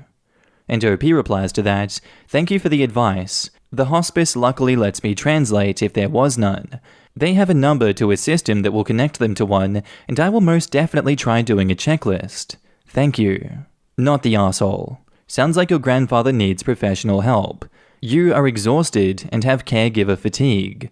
Contact your grandfather's primary care doctor and ask them if they know a local organization or government program that can help you. And OP replies, "Thank you for the advice, but sadly, since our home is at full capacity, we can't take the offered live-in nurse, so one just comes 2 days a week." And now onto the update. I would like to start by thanking everyone on the original post for their advice on what to do. I thought I should let you guys know some updates on the situation. Sadly, with a heavy heart, I would like to inform you that my grandpa passed away on August 21st, 2021. He died late in the afternoon while walking from the bathroom and was lowered to the ground where he passed peacefully. His funeral has come and gone and his ashes have been brought home. Now onto the update. I set boundaries as everyone said I should, and of course that brought issues, but they are now cleared. One thing is no one was happy with my aunt. Well, I would like to let everyone know that she has now turned his death into all about her. She has been saying that her sons did everything for him and even carried him to places when he couldn't walk, which is a lie. My cousins had not seen him at all the whole year that my grandparents were here in the US till his birthday, and the other on the day that he died. Mind you, not even to see him or help, just to comfort my aunt who came over upon the news. But she has been saying she did so much for him, how she is just so great. She had my uncle who doesn't like my grandparents bring flowers to my grandma so they look better. He clearly looked uncomfortable in the whole 3 minutes he was there to give them to her. My family has been very understanding with me, luckily, and I haven't been pushed around. I do want to mention, since people seem to think that I was much older by their comment, I'm a 19-year-old female. Crazy, I know, but I just want to thank you all so much for the helpful comments. I hope you all have a wonderful day. Our next post is titled, "Am I the asshole for refusing to accept a present my fiance's mother wanted to give me?"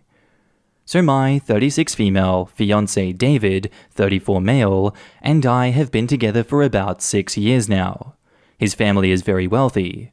Although I'm very successful and a high earner, my fiancé works for his family's business and makes more than I do. I never wanted to be perceived as a gold digger, which is why I try to keep my expenses strictly separate from his. I pay for my half of everything, and if he ever gets me a gift, I make sure I get him something of equal value. David has often insisted on treating me, but I always refuse. I really don't feel comfortable letting other people pay for me. My fiancé has learned to respect this. After we get married, we will split all household expenses on a 50-50 basis. Our wedding is in October. His parents insisted on paying for a grand wedding for us, but David and I convinced them that we would rather pay for it ourselves. The other day, David's mum showed me a diamond and sapphire necklace and earring set that she had kept for David's future wife. She said she wanted me to have it, and preferably wear it on our wedding day. I felt very uncomfortable with this. I never accept any presents that I can't afford on my own. I told her I was flattered, but that I can't accept something so expensive. I told her I won't be able to give her something equally expensive in return, and I'm not okay with that. She said she didn't want anything from me, and that David's sister-in-law had also been given similar jewelry when she married his brother. I told her I understand it's their tradition, but I can't compromise on my principles. She said, "Okay, fine," but I could tell she was unhappy. Later on, David told me that I should have just accepted the jewelry because it would make his mum happy and because I'm a part of the family now. I explained to him that 1, no, I'm not really a part of his family, not the way that he is, and 2, Being part of the family doesn't mean that I'm going to mooch off of them. He told me I should compromise and at least wear the set on the wedding day. I refused again, as for my wedding, I would rather wear jewelry that I have bought with my own money. David said he understood and will speak to his mother. However, David's sister-in-law called me this morning and told me his mum is still upset and that I should just accept the gift and that I'm going too far with the independence thing. I have a feeling that David's mum is the one who put her up to this. I do want to know what Reddit thinks. Are they right? Am I going too far with this, or are they crossing the line? Am I the asshole? Now in the comments, you're the asshole. For your scorekeeping and rigidly transactional relationship with money. It's understandable not to want to appear to be a gold digger, but marriage is a partnership, and sometimes you have to pick up the slack for your partner. What would happen if you or your husband were unable to pay exactly 50% of the bills? Would you divorce? Why would you assume that you would owe your future mother-in-law for a wedding gift? It's to welcome you to their family and give you something that could be passed down to your kids. It was very hurtful to refuse a gift from your future mother-in-law. You could have worn it once and then put it in a safe deposit box. I'm so torn on this. I absolutely get OP. She is proud of herself, her earnings, making her way in life not depending on anyone but herself monetarily, but at the same time, her future mother-in-law thought this would be a welcome to the family type gesture. It was her way of saying, you are one of us, and OP told her no. I can see how that would be devastating. I think the major difference is that OP viewed this jewelry in its monetary value, while future mother-in-law viewed it in its sentimental value. I personally lean towards mother-in-law. It may be expensive jewelry. The meaning behind it, though, is, this is a part of our family, now that you are part of the family, it is yours too. I'm not sure how to judge this. You're the asshole. And this is a very unhealthy way to live life, where you are constantly going, is everything 50-50? You have hurt your future mother-in-law that wanted to show you love and acceptance. You're the asshole, receiving is an art, do it graciously. I feel like you're the asshole. You don't have to accept charity or anything like that. I completely understand your mindset. Question, did the future in-laws buy this jewelry just for you, or is it a keepsake in some way? Worst case, they bought it specifically for you, and as long as there's no strings attached, they wanted to give you an official acceptance to the family that you could also pass down on the generations as an heirloom to your daughters or daughters-in-law. And edit, also, what if they were artistically inclined and hand-painted a mural for you? Would you refuse it because you can't paint an equally beautiful mural? They are giving you love and acceptance, not something they think you could sell off for a lot of money. And OP replies to that, not specifically for me. David's mum had various sets made for their daughters and future daughters-in-law. And someone replies to that, yeah, I think you were taking this way too personally and ironically being selfish. The gift is about the unity of families, not monetary value. If you value them as members of your joint family, it would be rude to not accept it in my opinion. And now on to the update. So I posted this weeks earlier, and now I'm back with an update. I read all of your comments and advice about not thinking of gift giving as strictly transactional, and would like to thank you for your help and your honesty. Anyway, my partner David and I just got married 3 days ago. After posting about the necklace incident, and after seriously considering all of your comments, I decided to speak to his mum. The next time we met in person, I sat down with her and told her I was sorry if I had hurt her feelings. I told her that I was honored to know that she considers me a part of her family. My mother-in-law took my hand in hers and told me that she respects me a lot for being so independent. She said one of the reasons she is so sure that her son made the right choice is because it's clear that I'm not with him for his money. She said she was proud of me for all that I've accomplished and the hardships that I've had to overcome. She also said that it's okay to accept gifts from those who love you. I nodded. I had never really had a heart-to-heart with her before. Up until this point, our interactions had always been very formal. I never really knew that she felt any affection for me. I didn't know how to react. She then gently asked me why I was always so distant, why I still felt like I needed to prove that I'm not after anyone's money. She told me I didn't have to, that everyone already knew that I'm more than capable of pulling my own weight, paying my own bills, etc., and that it was time for me to relax and let my guard down a little. I was tongue-tied, as I usually get with emotional conversations. I thought about telling her all about my childhood, my traumas, etc., but I didn't, as I did not want to burden her. I haven't even told David. As it was time for me to leave, we hugged awkwardly, and for the first time. I just nodded. If I had spoken, I might have cried. A few days after that, my mother-in-law came over again, and she brought with her the necklace and earrings that I had refused to accept. She offered it to me again. I still didn't want to accept it, but I also didn't want to reject it again. I was just trying to figure out what to do. I must have looked stressed because my mother-in-law told me that I didn't have to give myself a headache over it. She said it good-naturedly, with a laugh. She then asked if I would like to just wear the earrings to the wedding along with my own necklace that I had bought for the occasion. I was so relieved. I excitedly said yes, I love that idea, and I thanked her. She had taken a huge weight off of my shoulders. Later that day, David told me his mum was very happy that we could work things out. The wedding was beautiful. It was a quiet, intimate affair with lots of fun and laughter. I still haven't worked out all my issues, but I'll continue to try. Once again, thanks so much for your help. And now in the comments, so happy it worked out for you. I would recommend opening up to your husband about your traumas. You will end up growing closer. You may also want to start therapy. It will help you with your traumas. And OP replies, I'm considering it. The thing is, after a lifetime of bottling up, you don't really know how to open up, but I will try. Thanks. Talking to a therapist will help you develop the skills and find the words to be able to share. It might take a while to find the right person, so don't give up if the first few times don't work out for you. After a few sessions, you can also ask your therapist for a joint session with your husband so your therapist can help you talk about your trauma and support your husband if it's something that he may find very distressing. The right support will help make this a less stressful experience. Congratulations, but please, for the love of God, see a therapist if you haven't already. It sounds like you were incredibly distraught and causing others distress over your mother-in-law trying to do something incredibly sweet for you. I promise you were 10,000% overthinking the situation. I completely relate. You have had the good fortune to marry into a family that genuinely seems to care for you, as others have stated. If you have kids, you must get used to the fact that your in-laws will probably want to buy your kids nice stuff. Please, please, please, see a therapist about your emotional connection to money before kids get on the scene. And OP replies, my husband and I have agreed not to have kids as neither of us want any, but I will see a therapist soon. From one independent woman with a dramatic childhood to another, you have proven you can take care of yourself. No matter what happens, you can stand, walk, or run on your own 2 feet. You know that.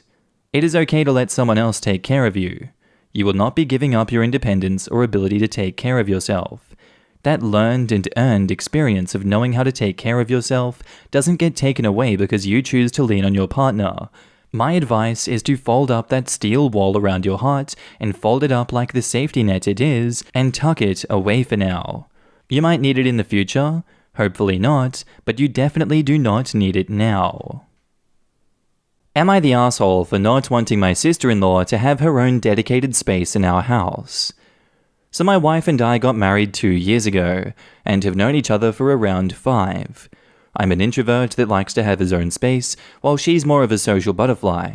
While she is introverted, she also has those bouts of wanting to heavily socialize. I have never hidden the fact that I don't like to see people for long periods of time, and she even likes to tease me about it, calling me cave demon. So I doubt she's taken aback by that fact. For the last 2 years, we haven't had many problems. We lived in a relatively small house, but if she wanted to see people, she was more than welcome to invite them over. In that house, we had 2 upstairs bedrooms. One of them was my office. This arrangement was only made because when she does have people over, I can just go in that room and not be bothered, as well as sometimes I talk loudly when on voice chat with either co-workers or teammates while playing video games or working, so I also avoid bothering her friends and family members when they are over. Well, we moved a month or so ago, and apparently that changed. We have barely had 1 weekend to ourselves, and her family and friends keep coming over, sometimes staying overnight. This is particularly the case with her sibling, early 20s female. To give you some perspective, in the last week, she was over 3 to 4 days out of 7. She is very helpful. While I do appreciate her help, my wife now made a specific space for her with desk, chair, etc. in our basement, which is next to her desk and also next to my office, and went as far as to prepare a whole bedroom just for her. While I did call her out saying that I don't think it's fair to designate a full bedroom just for her sister while we only have 3 bedrooms, one of them being my office, she said any guest could use it, but has made the mistake of calling the room her sister's room multiple times already, and wants to buy a new mattress and everything else for it, and I would have to pay half of it. While money is not an issue for us, I told her that I was not comfortable with this arrangement, not because I don't think her sister is helpful or nice, but because it is our house, and last time I checked, she doesn't help pay our mortgage, so why should she get to have a room designated just for her? This seems insane to me. I do also agree that while she is over, she doesn't bother me, and I am very antisocial, so my perspective on this may be skewed. After talking about it again, her answer to this was that okay, well, I get to have my office, so she can have a second desk, and that if the laptop, monitor, keyboard, etc. was a problem, that she was going to tell her sister to give it to her, so she could claim that they were actually hers, and not her sister's, so it shouldn't bother me anymore. My answer to that was to simply tell her, okay, let's see how long our marriage lasts then. So Reddit, am I the arsehole? OP has offered the following explanation for why they think they might be the arsehole. 1. The fact that I told my wife I don't want her sister to have a dedicated place in my house, as well as the fact that I hinted to the fact that this would end our marriage. And 2, I might be an arsehole because my sister-in-law is actually very nice, and my perspective on this might be skewed due to the fact that I am very antisocial. And now in the comments, not the arsehole. She is moving her sister in piece by piece. First, it is that she is visiting, then staying over a couple of days a week. Now she is there the majority of the time, and she has her own desk, laptop, monitor, and keyboard. Your wife even wants to buy her a new bed. You kind of expressed your right to have input on who lives with you, and your wife decided that it was better to use subterfuge instead of asking if her sister could move in directly because she knows you don't want that. You would just wake up one day and all her sister's stuff would be in your house, and now you have a permanent roommate. So not cool. Yeah, I couldn't help but wonder that myself. That is why I mentioned in my comment about the possibility of sister-in-law leaving clothes, jewelry, and other stuff there. OP may need to think about scheduling marriage counseling in the future if this is indeed what the wife is trying to do. And OP replies, now that you were mentioning it, while looking for a new house, we found a few with a parental suite, and she did hint to her sister living there to escape their parents. I did say at the time that I was okay with her coming over for a few times a week, but I don't think she would actually try to pull this. We are usually pretty open and talk about that type of stuff. Maybe I need to ask my wife a few questions about if this is what she is thinking of doing. Not the asshole for being alarmed at the duration, frequency, and nature of your sister-in-law's visits. More than the total hours? What stuck out to me was her desk and computer setup living at your house. That is a bit excessive. But you sound conflicted about this. You go out of your way to say that she doesn't bother you when she's there, and yeah, if this is just you getting pissed about how the square footage of your home is allocated, then you could be the asshole. I think you really need to get your thoughts in order about what you're objecting to. If you sound this conflicted when you talk to your wife, she's going to be as confused as you seem to be. Telling your wife you don't want your sister-in-law to move in is completely reasonable. Telling her you want your guest room to see other people is a bit petty. I don't agree. If that guest room is reserved only for his sister-in-law, then she is basically moving in, especially if she spends 4 out of the 7 days of the week there already. I think he is not the asshole at all. It's his wife that is being sneaky and trying to portray moving her sister in as buying furniture for a guest room. Info.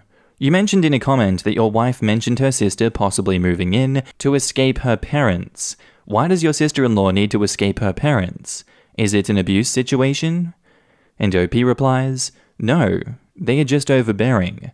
The kind of parents that wants the whole family to always spend time together from the moment they're awake until they go to sleep at night. But they are paying 100% of her education, so she can't really tell them to back off, I'm guessing.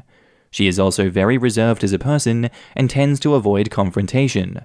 I guess it is just easier to avoid confrontation by using spending time with my sister as an excuse. Other than that, they are fine. And now, on to the update. First, I'd like to thank everyone for their support and messages that reassured me that I was not crazy here. It greatly helped me get my thoughts straight and give a consistent message to my wife about how I felt about this. So after having another discussion about this with my wife, she explained to me that the desk was not to be used only by her sister. Since she likes gaming with her, as well as her friends, it was for anyone really that came over to game with her to be next to her while they played. That seemed more in line with what we had discussed previously, so I agreed that that seemed just fine to me.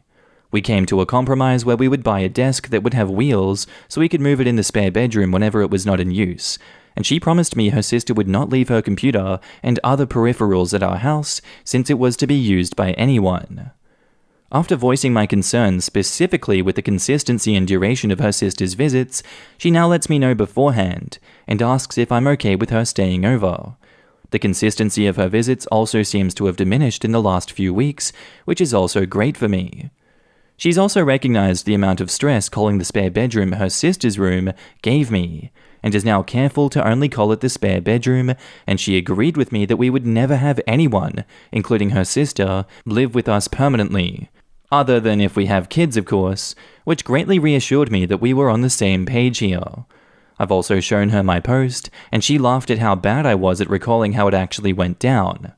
Everything went back to normal other than that. Sorry that this update isn't as juicy as some people would have hoped. And now in the comments, I love it when talking wins the day. I'm glad you were able to get this sorted, OP. It's amazing what communication does for couples. But if everyone does it, where would we get our rage bait? But on a serious note, talk to each other, people. It's amazing when you find out doing that works. Glad to hear you've had a positive resolution to the issue, but, quote, I have also shown her my post and she laughed at how bad I was at recalling how it actually went down. I stumbled a bit over this sentence, I have to admit. Did your wife tell you how you remembered a fight that you had wrongly? In the sense of calling your own memories in doubt and telling you things went differently than you thought they did. And does she do that regularly? And OP replies, what I meant was something along the lines of telling me, funny how you don't remember to tell them how you did this or that, which would paint a much more fair picture, you ass, in a jokingly way. She was not trying to invalidate anything, it was simply banter while she was reading the post I made. Our next post is titled, Would I be the asshole if I didn't go support my brother, even though he's done the same for me countless times? I, 20, non-binary, have a brother, 15 male, and a sister, 17 female, who is currently in high school. They go to the same high school that I went to. When I was there, I was heavily involved in theatre. I did a lot of acting. The teachers knew me very well and liked me a lot, and I worked hard in my time there, so left a good impression after I'd gone. My brother this year decided to try it out, and he got casted in their show, which I am so proud of him. However, I don't know if I can see it. After I graduated, my sister and I went through some pretty traumatic events that were the fault of some of her friends from high school. Without disclosing too much, it ended up with them spreading a lot of horrible lies about us, and bad things came out of it. We now can no longer frequent certain areas of our hometown in fears of running into them. It's been 2 years, and it's still pretty hard. The issue is, some of these people are in the theatre with my brother. He doesn't affiliate with them obviously, but they are still there. My sister sees them occasionally at school, and they have treated her poorly and made her uncomfortable. I'm not sure if I emotionally will be able to handle going to see my brother's show at the high school, knowing I full well will see some of those people and run into my teachers. Even though the events had nothing to do with school, any thoughts of seeing people from that era of my life makes me feel sick, like I have tied them to that bad time. I've gone to college and met new people, which is why I say they are from that older era of our lives. I feel awful. My brother has seen almost every single one of the shows that I put on, and our mutual love of theatre brings us together. But the thought of going back to that high school makes me feel sick to my stomach. I don't want to disclose too much, but I'm not throwing around the words traumatic event lightly or using them as buzzwords. We really did go through a horrible time, and I never want to see those people again, at least not willingly. I think it would cause a lot of harm emotionally and backtrack a lot of the work that I've done in therapy. I know my mum would support me in not wanting to see the show, but I still feel like I'm letting my brother down. I think he would say that he'd understand, but secretly be disappointed. Would I be the asshole if I don't go see his show? And now in the comments, not the asshole. Why not have your mum record it and do a home premiere? You can buy him flowers and watch it together, or do a backyard movie night. Or you can throw an amazing after party for him, invite his theatre friends and make it a blast. And OP replies, what a good idea. There is also a possibility that they will live stream it, since they did that when schools were online from COVID. Maybe they will do it again. I'm going to say no assholes here, based on the information provided. But have you talked to him about it and explained how you feel? He might understand if you just have this conversation with him. And OP replies, I plan on talking to him about it, but I also know his response would immediately be, it's fine, I understand, don't come. Because he understands the seriousness of the previous situation with the old friends, and he's such a good kid. But I also think he'd be let down nonetheless, which I would understand and not hold against him whatsoever, obviously. I wanted to find a neutral, uninvolved opinion to think about it before I officially talk to him. You would be the asshole, but not an atrocious one. Feeling discomfort isn't always the worst thing, and cognitive behavioral therapy encourages safe exposure as a way to basically reprogram your brain. So not only would it be the right thing for your relationship with your brother for you to support his show, it would also be better for you and your healing. Going to this show, being surrounded by old friends and teachers, and focusing on your brother and your shared passions will be an amazing way for you to take power away from the bad people and for you to reclaim bits of your hometown. I would also recommend having some breathing techniques down, which I'm sure you do with your theatre background, and something that you have designated as a talisman, like a ring or necklace or scarf that you can physically touch to ground yourself if you feel like you are getting distressed. And now, on to the update. Thanks to those who replied to me. I gave it some thought and ended up not speaking to my brother about my doubts of going to his show, gritted my teeth and went to support. My mum was with me and upon my request, stayed by my side the entire night. We showed up right when the show started, to avoid the pre-show milling about to speak to others, and then left right away at the end. Like a few had said in the previous comments, it was more empowering to face an environment that previously brought me fear. I saw, from a distance, an individual that I'd been afraid to encounter, and they ended up going out of my way to avoid me, so those of you who said so were right. I ended up being the bigger person and the least afraid when going, and showing that those people had no control over me. I'm glad I was there to support my brother. And now in the comments, that's great. I'm sure your brother is thrilled, and if he is aware of what went down, probably even proud of you. I didn't see the original post when you first posted it, but after going back and reading it, even I'm proud of you. I'm glad you didn't let a group of bullies rob you of supporting your brother. Also, funny to see that those idiots are afraid of you. Hope that that was as satisfying for you as it was for me to read. The one concern I have, make sure those idiots don't mess with your brother. You don't have to get personally involved, as when it comes to confronting trauma, taking it one step at a time is absolutely critical to not falling down and beginning back at square one. However, you sound like an amazing older brother, and I definitely think you will be able to help him if he is ever in need in your own way. I am very proud of you for attending. You were the bigger person, and I'm sure your brother appreciated it. Don't let anyone ever scare you away from doing something that you want to do. And our next post is titled, Am I the arsehole for telling my husband to stop putting lesbians on a pedestal? I'm a lesbian myself, and my friend always wishes she was dating a woman. She has a boyfriend herself. She keeps on talking about how a relationship with women will be perfect. No BS about dealing with men, and it's a bit annoying, but I would just gently say that it was not always perfect. She would nod and then keep saying how dating a woman would be better than dating men. An influencer we both follow broke up with her girlfriend, and she kept saying how she couldn't understand how the relationship failed. It is a bit bizarre, and I was already irritated.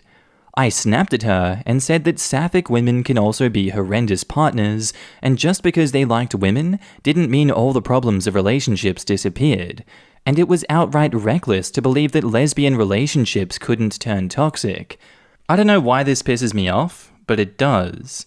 My friend isn't talking to me, and my best friend thinks that I went too hard on her and should have just been gentle with her and just pointed it out. And now in the comments, not the asshole. Some straight women are weirdly obsessed with wanting to be gay, or acting like gay relationships are some perfect living with your bestie fantasy. You told her the truth. Good for you. Yeah, some straight women have this thing of, I'm just gonna start dating women from now on, like it's the sole vol choice. I can't stand it. OP, you are not the asshole. I think it's very telling that your friend doesn't want to listen to your opinion and lived experience as a lesbian when she discusses lesbianism. Also to add, because a lot of people are saying that she may be lesbian or bi, I don't think she is. I think she's just blindly idealizing lesbian relationships because it's a weird thing that some straight women tend to do. Not the asshole. The reason this is pissing you off is that she is basically saying that you do not have to work as hard in your relationships as she does. Also, I would imagine it's annoying since assumptions are being made and a boundary is being crossed. The only difference between this and the assumptions that come from homophobia are that instead of bad assumptions, they are good. It doesn't change the fact they are still false assumptions. Honestly, it feels like she's almost fetishizing lesbian relationships, building it up as a fantasy world instead of a normal relationship between two normal people. Not the asshole. And your friend is committing what some call soft bigotry. Prejudice that sounds complimentary, but is really condescending. It also minimizes all the homophobia and hatred that gay people have to suffer by suggesting that lesbians are just straight people who flippantly decide guys are lame. You made several attempts to make this clear to her, and she continued to treat a part of your personhood as a quirky hat that you like to wear. In my honest opinion, your big mistake was being too soft about it earlier. It means that your frustrations were building up inside you, and your friend was oblivious to the damage that she caused. She may never realize that she is prejudiced against lesbians, but that's what is happening here. She isn't putting them on a pedestal, she's looking down on them as not real relationships. And OP replies, "Thank you. You have articulated what I felt, but I couldn't exactly put to words." And now, on to the update. The thread was helpful. The commenters helped me articulate my issues with her notion that sapphic relationships are perfect.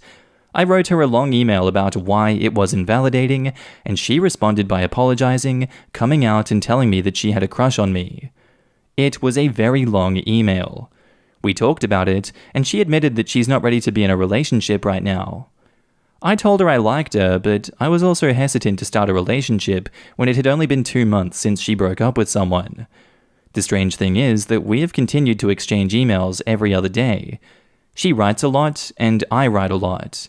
It is cute, and I have been able to understand her on a deeper level. I really look forward to getting her mails. We have met once since. It was a bit awkward at first, but we soon got over that. I'm not going to jinx it, but I think in a month or two we will probably be dating. Side note, it really bothered me why she was hiding that she had broke up with her ex. It seems her ex is still living on his parents' money, and he was on thin ice with them. His parents loved my friend, and he begged her to keep it low-key for a few months so that he can make up with his parents before he tells them. And now in the comments, this was the wholesome update that I needed to see this morning. I think you were both being wise to take things slowly given the circumstances, but I'll keep my fingers crossed that it all works out for you. I'm glad you guys were able to talk it out and she was able to be honest with you. Like others have said though, I would definitely not plan on dating her anytime soon if I were you. She's only been broken up for a couple of months and is still publicly with her boyfriend. It's a situation that can very easily turn into you being her dirty little secret, if that makes sense. Don't start dating until her breakup with her boyfriend is official. This sounds like a red flag to me. Yeah, it honestly sounds like the friend isn't 100% set on coming out yet, which is fine, but definitely wouldn't lead to a healthy relationship with OP. Yeah, my thoughts exactly. This isn't the kind of meet-cute story that gives me warm, fuzzy feelings. Am I the asshole for insisting my brother's girlfriend proves she's pregnant or she has to move out? So my female 20, brother 24, has been on and off with his girlfriend 27 for a couple of years. It's been the same song and dance. They are happy for a few weeks, and then something small happens, they argue, it gets really nasty, and they make up and back to a loving couple. When I learned my brother got kicked out of his apartment and needed a place to stay, I offered him the extra room in my apartment, and my brother agreed to pay rent, help with bills, and pitch in with food. For 3 months now, she's been announcing she's pregnant. She alone will eat a snack box with 50 small bags of chips in a week. I tried to reason with her and get her to cut back, not only from overeating, but she was running us low on food, but she insists she and the baby are healthy, and it's just cravings and blah blah blah. Since last month, most of what my parents send to my house, as my mum is a couponer so she bulk shops and gives away what she has too much of, my brother's girlfriend is the first to get into it, and a large portion of it is gone by a few days to a week. From a 24 case of Monster, the energy drink, 8 will be gone in a week from just her. She eats a hell of a lot of food too, most of which no pregnant woman should be consuming so much of, and yes, I know all pregnancies are different, but words can't explain how much she eats in one sitting. So today I had seen her drinking coffee, and after her second cup, I asked her if she should be drinking so much, and she said her doctor told her it was fine and she had no worries. When I suggested she take on a healthier diet for the baby, she just scoffed and walked out. I went and asked my brother if he's been to any of her doctor's appointments or even seen a positive pregnancy test, and he said that he didn't. I confronted her about it, and she said she didn't have to prove anything and started to get defensive. I told her she needed to show a test or some proof of going to the doctor, or she needs to move out as she doesn't help at all. My brother started defending her and changed his answer from not seeing any proof to seeing her pregnancy test. My parents got word of what I said, and my mum says that I was in no place to say anything, and every woman's body is different, and I wouldn't know since I've never been pregnant. Am I the arsehole? And now in the comments, kinda not the arsehole. Asking for proof is extreme, but she's also eating you out of your house and home. Even if she is actually pregnant, she probably needs to find a place of her own and get herself her own food. Do you really want a family of 3 living with you when the mum and dad have a shit show of a relationship? Spoiler alert, you do not. And OP replies, yeah, I see I was wrong for that. He said he only needed a few months to get back on their feet and he'd get his own place again, so I wasn't worried about them still living with me in the future. Except they haven't moved out, and depending on your lease, they could be considered tenants now, meaning you would have a hell of a hard time kicking them out. If she won't contribute financially, tell her she needs to buy her own groceries, or with your brother, and they are no longer allowed to eat your groceries at all. Not the asshole. And if your mother is so concerned, maybe she should house your brother and his girlfriend. And OP replies, she's the one that forced my brother to get his own apartment by kicking him out because she was sick of their arguing. Where's her empathy for the situation that you're now in? OP says, beats me. Well, she doesn't want them to try to move back in with her. Not the asshole, since she is not contributing and is taking advantage, but I wouldn't make it a condition. I would simply tell them they need to find different accommodations, or she needs to contribute. Side note, energy drinks while pregnant are not safe or healthy. 2 cups of coffee isn't bad. Yes, the energy drinks are way worse than the coffee. I'm not even sure if they are approved by the FDA for pregnant women. The FDA has actually only approved energy drinks for anyone to be only consumed once a week, since they are known to increase risk of stroke, which I would imagine be much worse for a pregnant woman. Not the asshole. Normally I'd say it's none of your business, but she's living in your home and eating your food. She can't claim it's pregnancy cravings, etc. if she doesn't want to prove she's pregnant.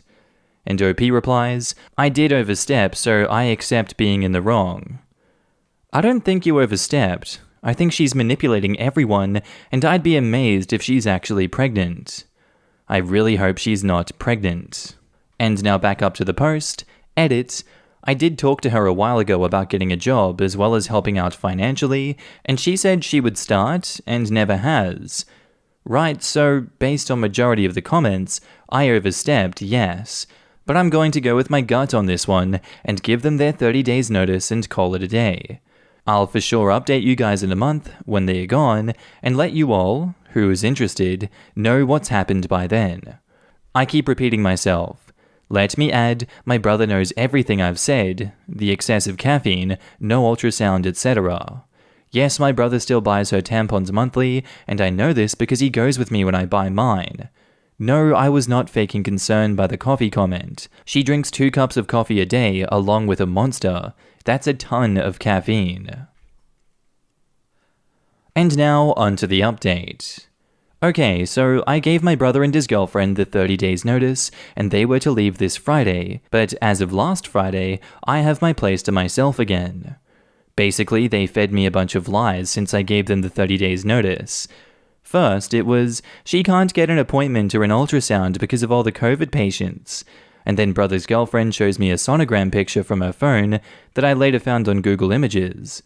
I asked why it was on her phone, and she said that it was emailed to her after her doctor's appointment that she couldn't get. Then my brother brought home baby clothes last week. To sell the lie, I guess, but they weren't clothes for a newborn. It was a lot of 9 to 12-month-old and 2T. When I asked him why none were proper clothes for newborns, he said, so he can grow into them. I was told she was pregnant with a girl, by the way. I didn't bother to ask any more questions because I knew it was going to be lies on top of lies. Then Friday, I got home to them arguing and at each other's throats. Eventually I called the cops because they weren't letting up. At this point, they had both come clean with the truth. Brother's truth: his girlfriend is the reason he was kicked out of his place, then she needed a place to stay because her parents kicked her out, so she forced him to let her stay in my house by faking being pregnant.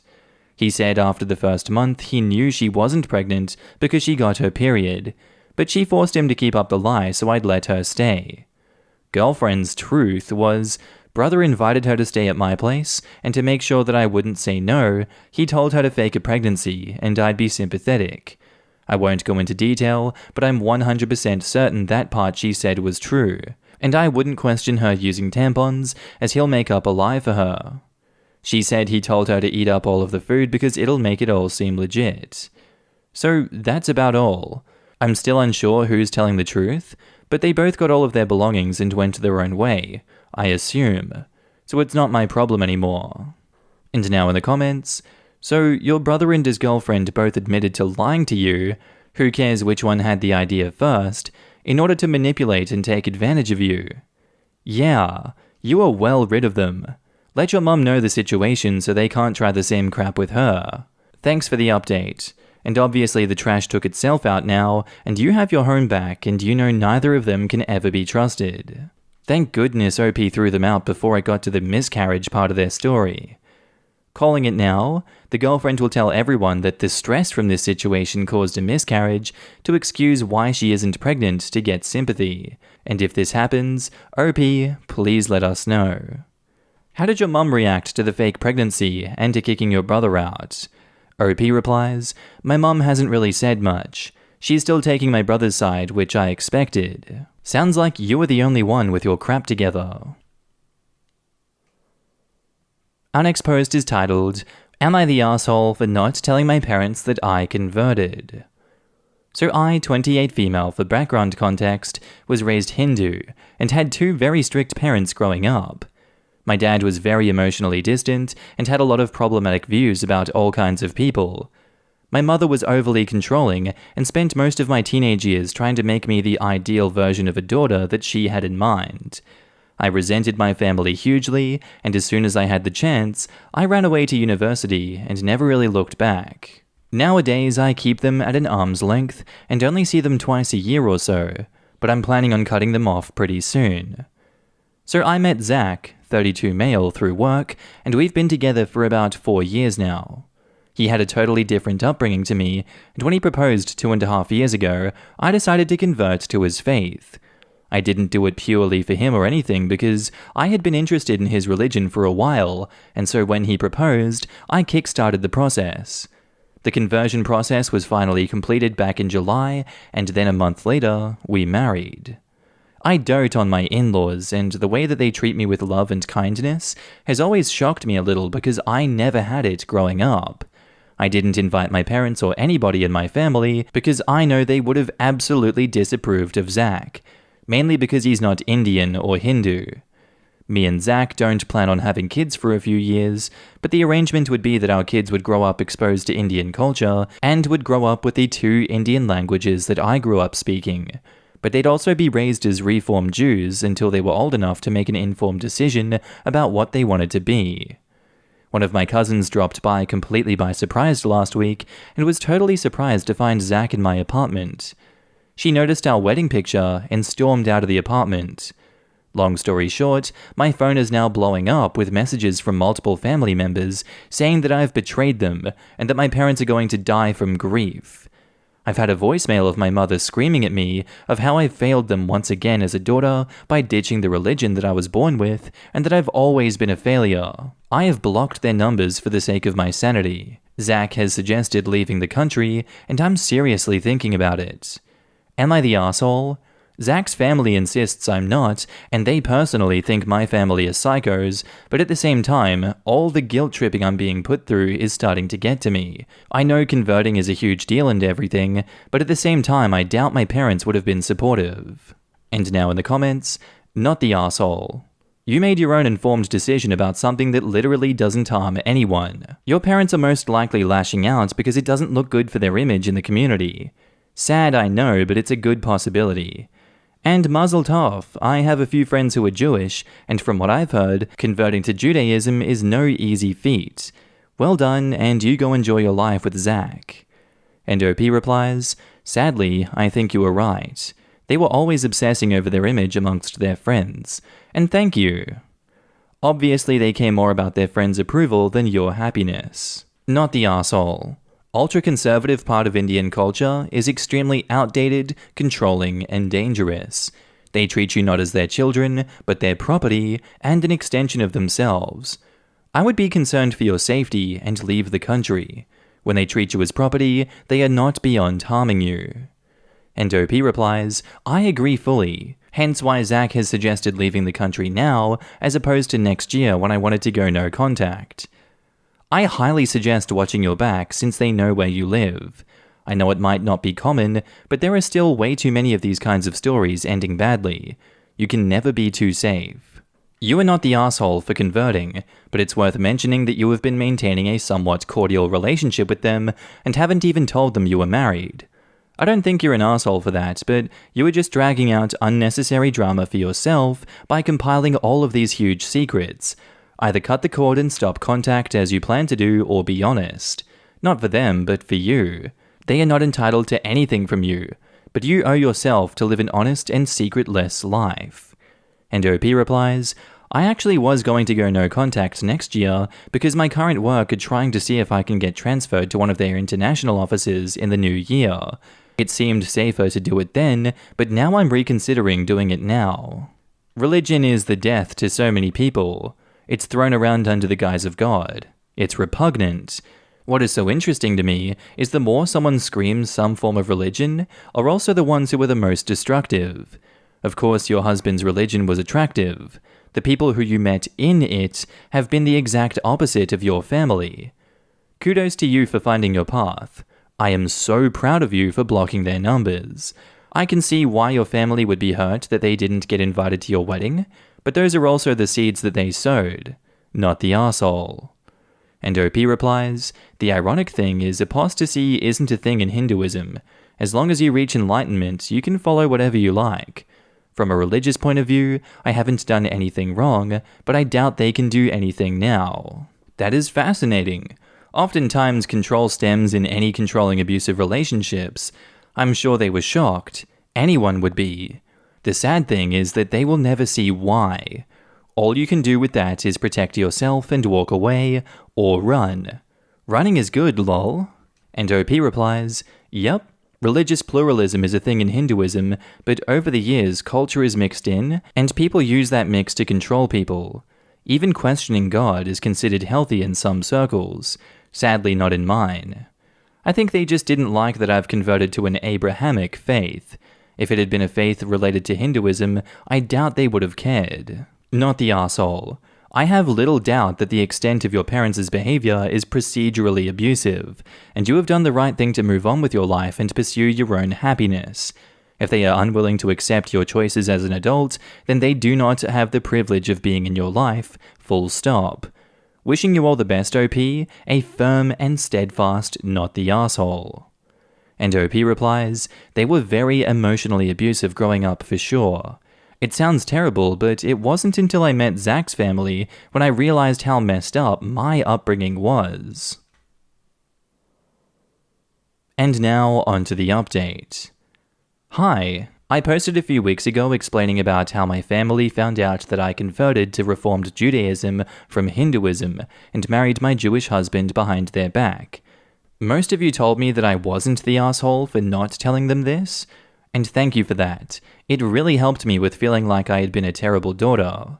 So I'm updating if anyone is interested.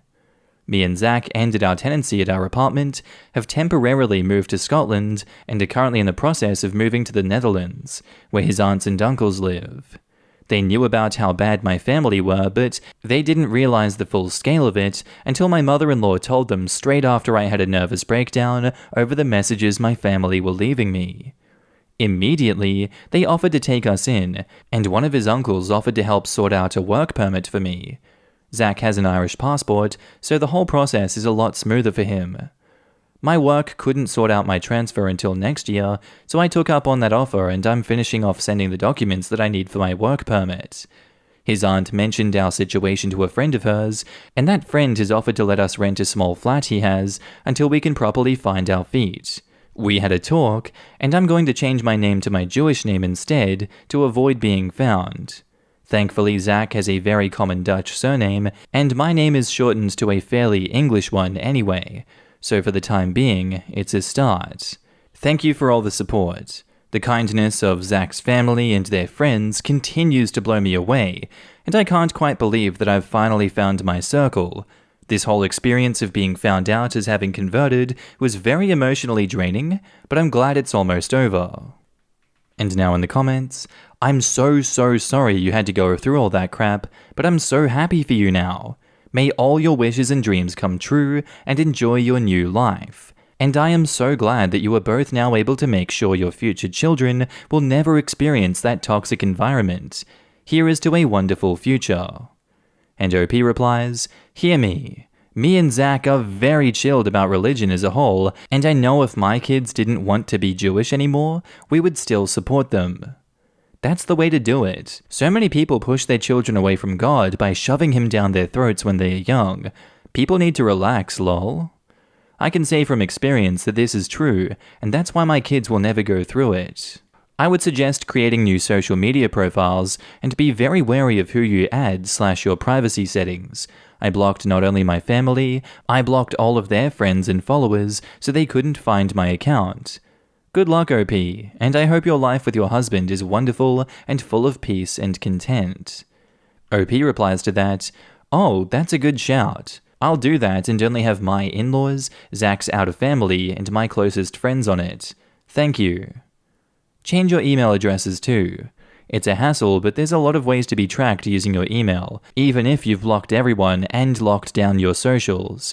Your phone number and email, including a work email, are some of the easiest ways to track someone. I had training a few months back where an investigator started with an old email of the suspect and used it to narrow down the region and eventually to a restaurant where he went frequently, and they were able to arrest him. The suspect had locked his primary settings, but Gmail, as well as most free emails, have difficult-to-find settings that make your calendar, reviews, and just about anything public. The scariest part of that training was just how much was still available after I'd already locked my stuff down years ago.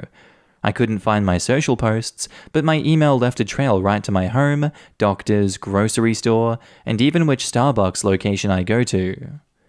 And OP says, already done. I made a new one when I got married, and nobody from my family has it. Only my Jewish family does. That's terrifying, though. I changed it mainly because I have a fear of being hacked. If my work permit goes through, I'd be working for my uncle-in-law, and since he knows about my situation, he mentioned he'd not mention my name on the company website or anything at all until it was finally changed officially to my Jewish name. And even then, he would always ask and triple check with me about what work details of mine are online. Am I the arsehole for not cleaning up my daughter's poop? I, 29 female, have always had a tough time dealing with anything that seems gross. When I was a kid, I had a dog that crapped in the house on very rare occasions, and I would literally gag and almost vomit when cleaning it up. Anything that gives off a strong putrid smell makes my eyes water and throws me into a retching fit. I love kids and do really well with them, but because of my aversion to bad smells and knowing that gross scenarios are common, especially among young children, I had resigned to the idea of probably not ever having any of my own. My husband, 31 male, and I, married 2 years ago. I have always been upfront with him about my stance on having children, and we talked about it plenty of times before getting married. My husband is very much a family man, and he assured me that if we did have kids, he would have no issue being the one to deal with poopy diapers and things of that nature. After thinking about his offer, I agreed. Now, let me just say, I absolutely love my daughter to pieces. She brings so much joy into my life and she makes me smile and laugh every single day. I change all of the pee diapers. I can handle spit up, and I do all of her laundry and bottle cleaning. The one thing I will not do is change her poopy diapers, as per my agreement with my husband. The other night she had a huge explosion around 2 a.m. I heard her crying on the baby monitor, and when I went to check on her, it had gone all the way up her back and into her hair. The mattress cover and the mattress itself were also spoiled. I immediately started getting dizzy and my eyes began to burn, so I ran and got my husband. After he got her cleaned up, I worked on soothing her and getting her back to sleep. Meanwhile, my husband began to clean up her crib.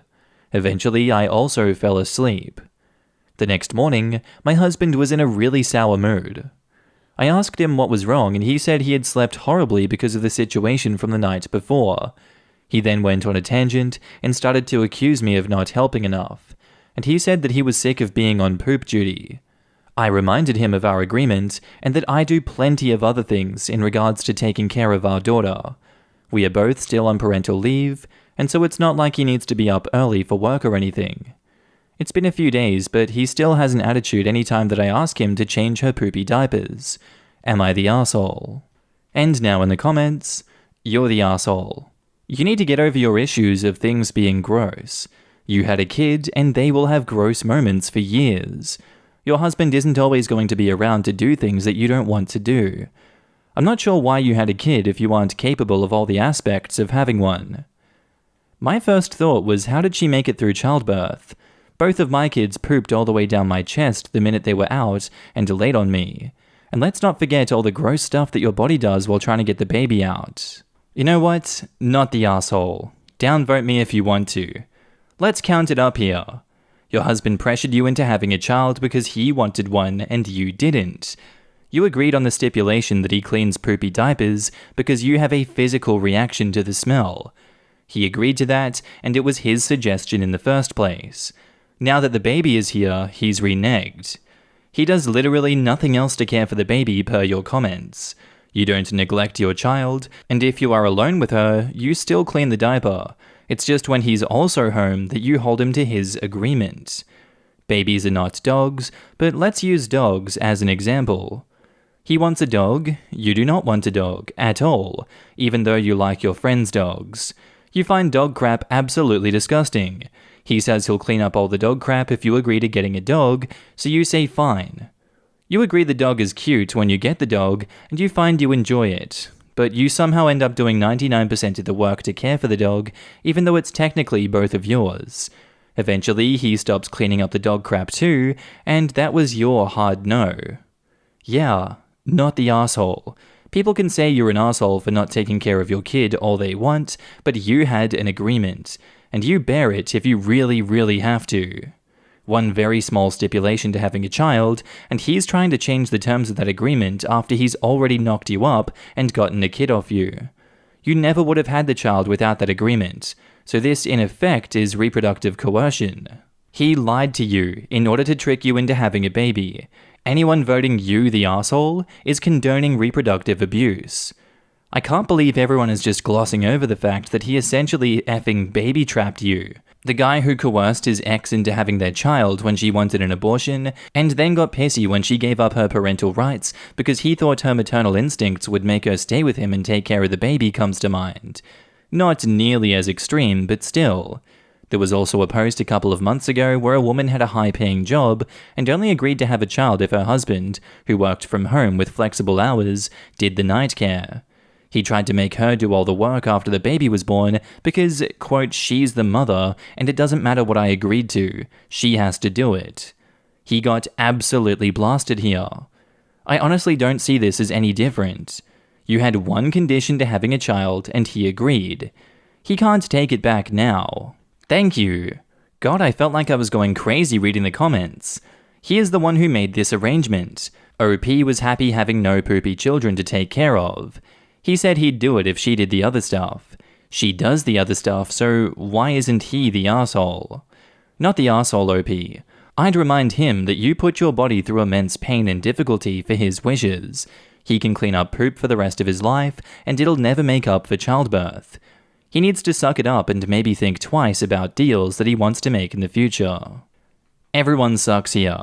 Neither of you had any business making an agreement like that in the first place because it was never sustainable, and frankly, this is one of the less serious ways it could have backfired. That's exactly what I was thinking. Everything is all fine and good until the husband goes back to work and she is left with the baby all alone. OP, do you really think she won't poop while daddy isn't around? This is on you. You knew your stance, and yet you still agreed to have a kid on such a mindless agreement. Obviously, your husband isn't off the hook either, since he kind of pressured you into it by making a deal he couldn't keep to. This is all just a big crapstorm, pun definitely intended. You need to get your poop in a group and realize being a mother can get gross. What happens when she's a little bit older and dad's at work and she ends up sick and poops in her pants? What will you do then? Make her feel gross? Because if she sees you getting grossed out by her uncontrollable sickness, it'll make her feel gross, and that isn't okay. And now back up to the post, we have an edit. Okay, some of you have suggested that I add in a few things that I've discussed in the comments section, so here we go. In a situation where I was alone with my daughter, I absolutely would not let her sit in a soiled diaper. I would change it, obviously. It would probably involve retching and vomiting on my end, but I'm not going to have her sitting in filth for hours. If my husband is present, I 100% am going to ask him to handle anything poop-related, because that is what he assured me that he would do. I am fine handling vomit, snot, and literally everything else. The poopy diapers elicit a physical response which makes it extremely difficult for me to handle. In addition to that, I do all of her bottle cleaning and laundry. I am the one bathing and feeding her 90% of the time, and when she wakes up at night, I am usually the first to check on her. Sometimes I will wake my husband up if she has a poopy diaper. However, if he hears her crying on the baby monitor, he will not take the initiative to get out of bed and check on her unless I ask him to. And now onto the update. Hi guys, I wanted to jump on here and give you all an update. After reading through your comments, I quickly realized that my aversion to changing my daughter's poopy diapers is not normal. As I mentioned in my original post, I had always assumed that I simply have a weak stomach. I have discovered that to not be the case. A few of you suggested that I seek out therapy to get to the root of this issue.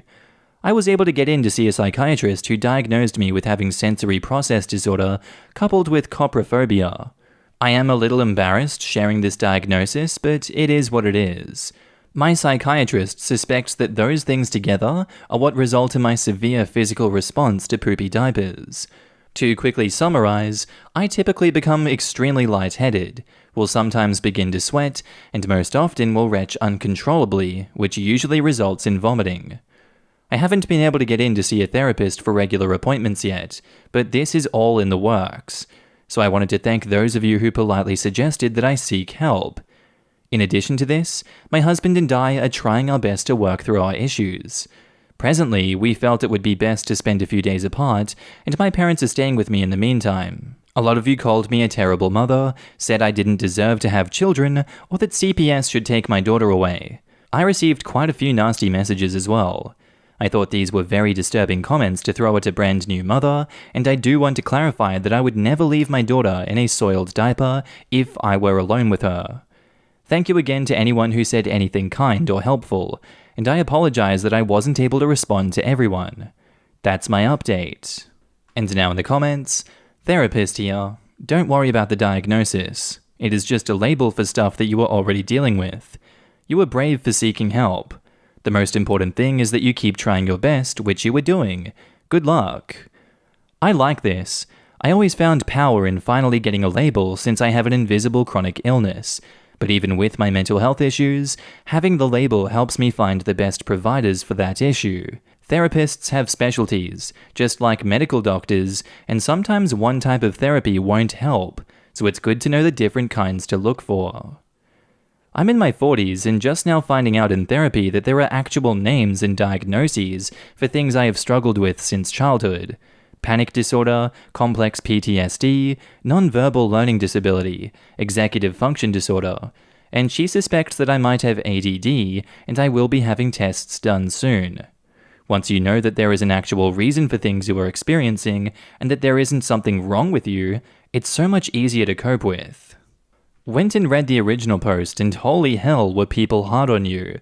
Granted, I think you were both kidding yourselves thinking that you make it through the 2 to 3 years of poopy diapers without this being an issue. But you don't sound neglectful or like a bad parent. You love your daughter. Do your best to do what needs to be done and accept it in arrangements to delegate a certain task that you find physically difficult to manage. Don't let the people who are being cruel get to you. You are doing fine. Our next post is titled, Am I the asshole for not wanting my friends to post my photos on Insta? So my friend is an influencer. She has a decent following, she posts a lot of pictures with her friends. She always asks for permission. I have let her post pictures with me on her page, but the issue is that I am a brown guy. Some of her followers make derogatory comments about me. She deletes them, but I've sort of started to doom scroll and read all of them. It is a really unhealthy thing to do, and it's part of a lot of unhealthy behaviors tied to my self-esteem, which I am working on with my therapist. We went out yesterday, and we took some pictures as usual. She posted a lot of pictures, and I didn't mind her posting group photos, but I told her not to post photos of just us together. She was okay with that, but she asked me if she had done anything, and I deflected. She called me to see if things were okay between us. I tried to convince her, but she can tell when I was lying, and she could see that there is an issue here. I really don't like to talk about my self-esteem issues. I present very aloof to most things, and I do it well, so I didn't want to be vulnerable. I was a bit rude, and I told her to just leave the topic. One of my friends has been telling me that she is hurt, and she has been asking others if they know why I am mad at her. I feel bad because it is clear that I'm hurting her, but I don't feel like I have the ability to really talk about this, and if I had, it wouldn't have been a huge issue. All this drama is caused by me being screwed in the head, and I feel like an asshole for that. And now in the comments, no assholes here. 1. There is nothing wrong with your desire to not have pics posted, especially given the drama posters create over it and how it impacts your mental health, which is understandable. 2. She is asking for permission, which is great, and she also sounds like she doesn't appreciate the rude comments either. I do understand why she would be concerned. I know it's not something that you can really discuss, but could you send her a text and say, hey, I wanted to let you know that I'm not at all mad or upset with you. I have noticed that when pics of me are posted, there are some nasty comments posted by people. I know you delete them, and I know you don't condone the behavior, and it's not in your control. But their behavior is impacting my mental health, and I'm trying to take steps to keep myself healthy. No assholes here. Technically, you don't have an obligation to tell her why you don't want her to post. But every relationship and friendship is based on a certain level of communication.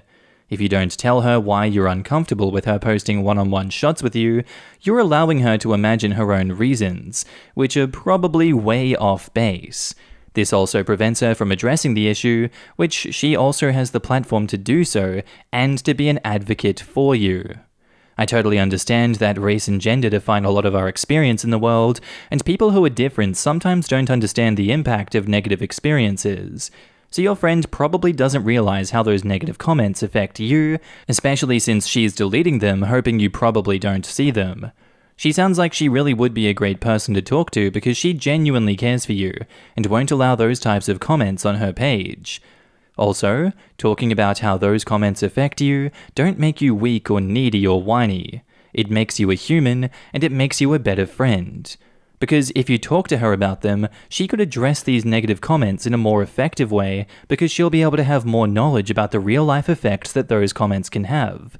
Obviously, you don't have any obligation to tell anyone anything, but I truly think having a conversation with her would help the both of you stop those comments and learn how to deal with them in the future.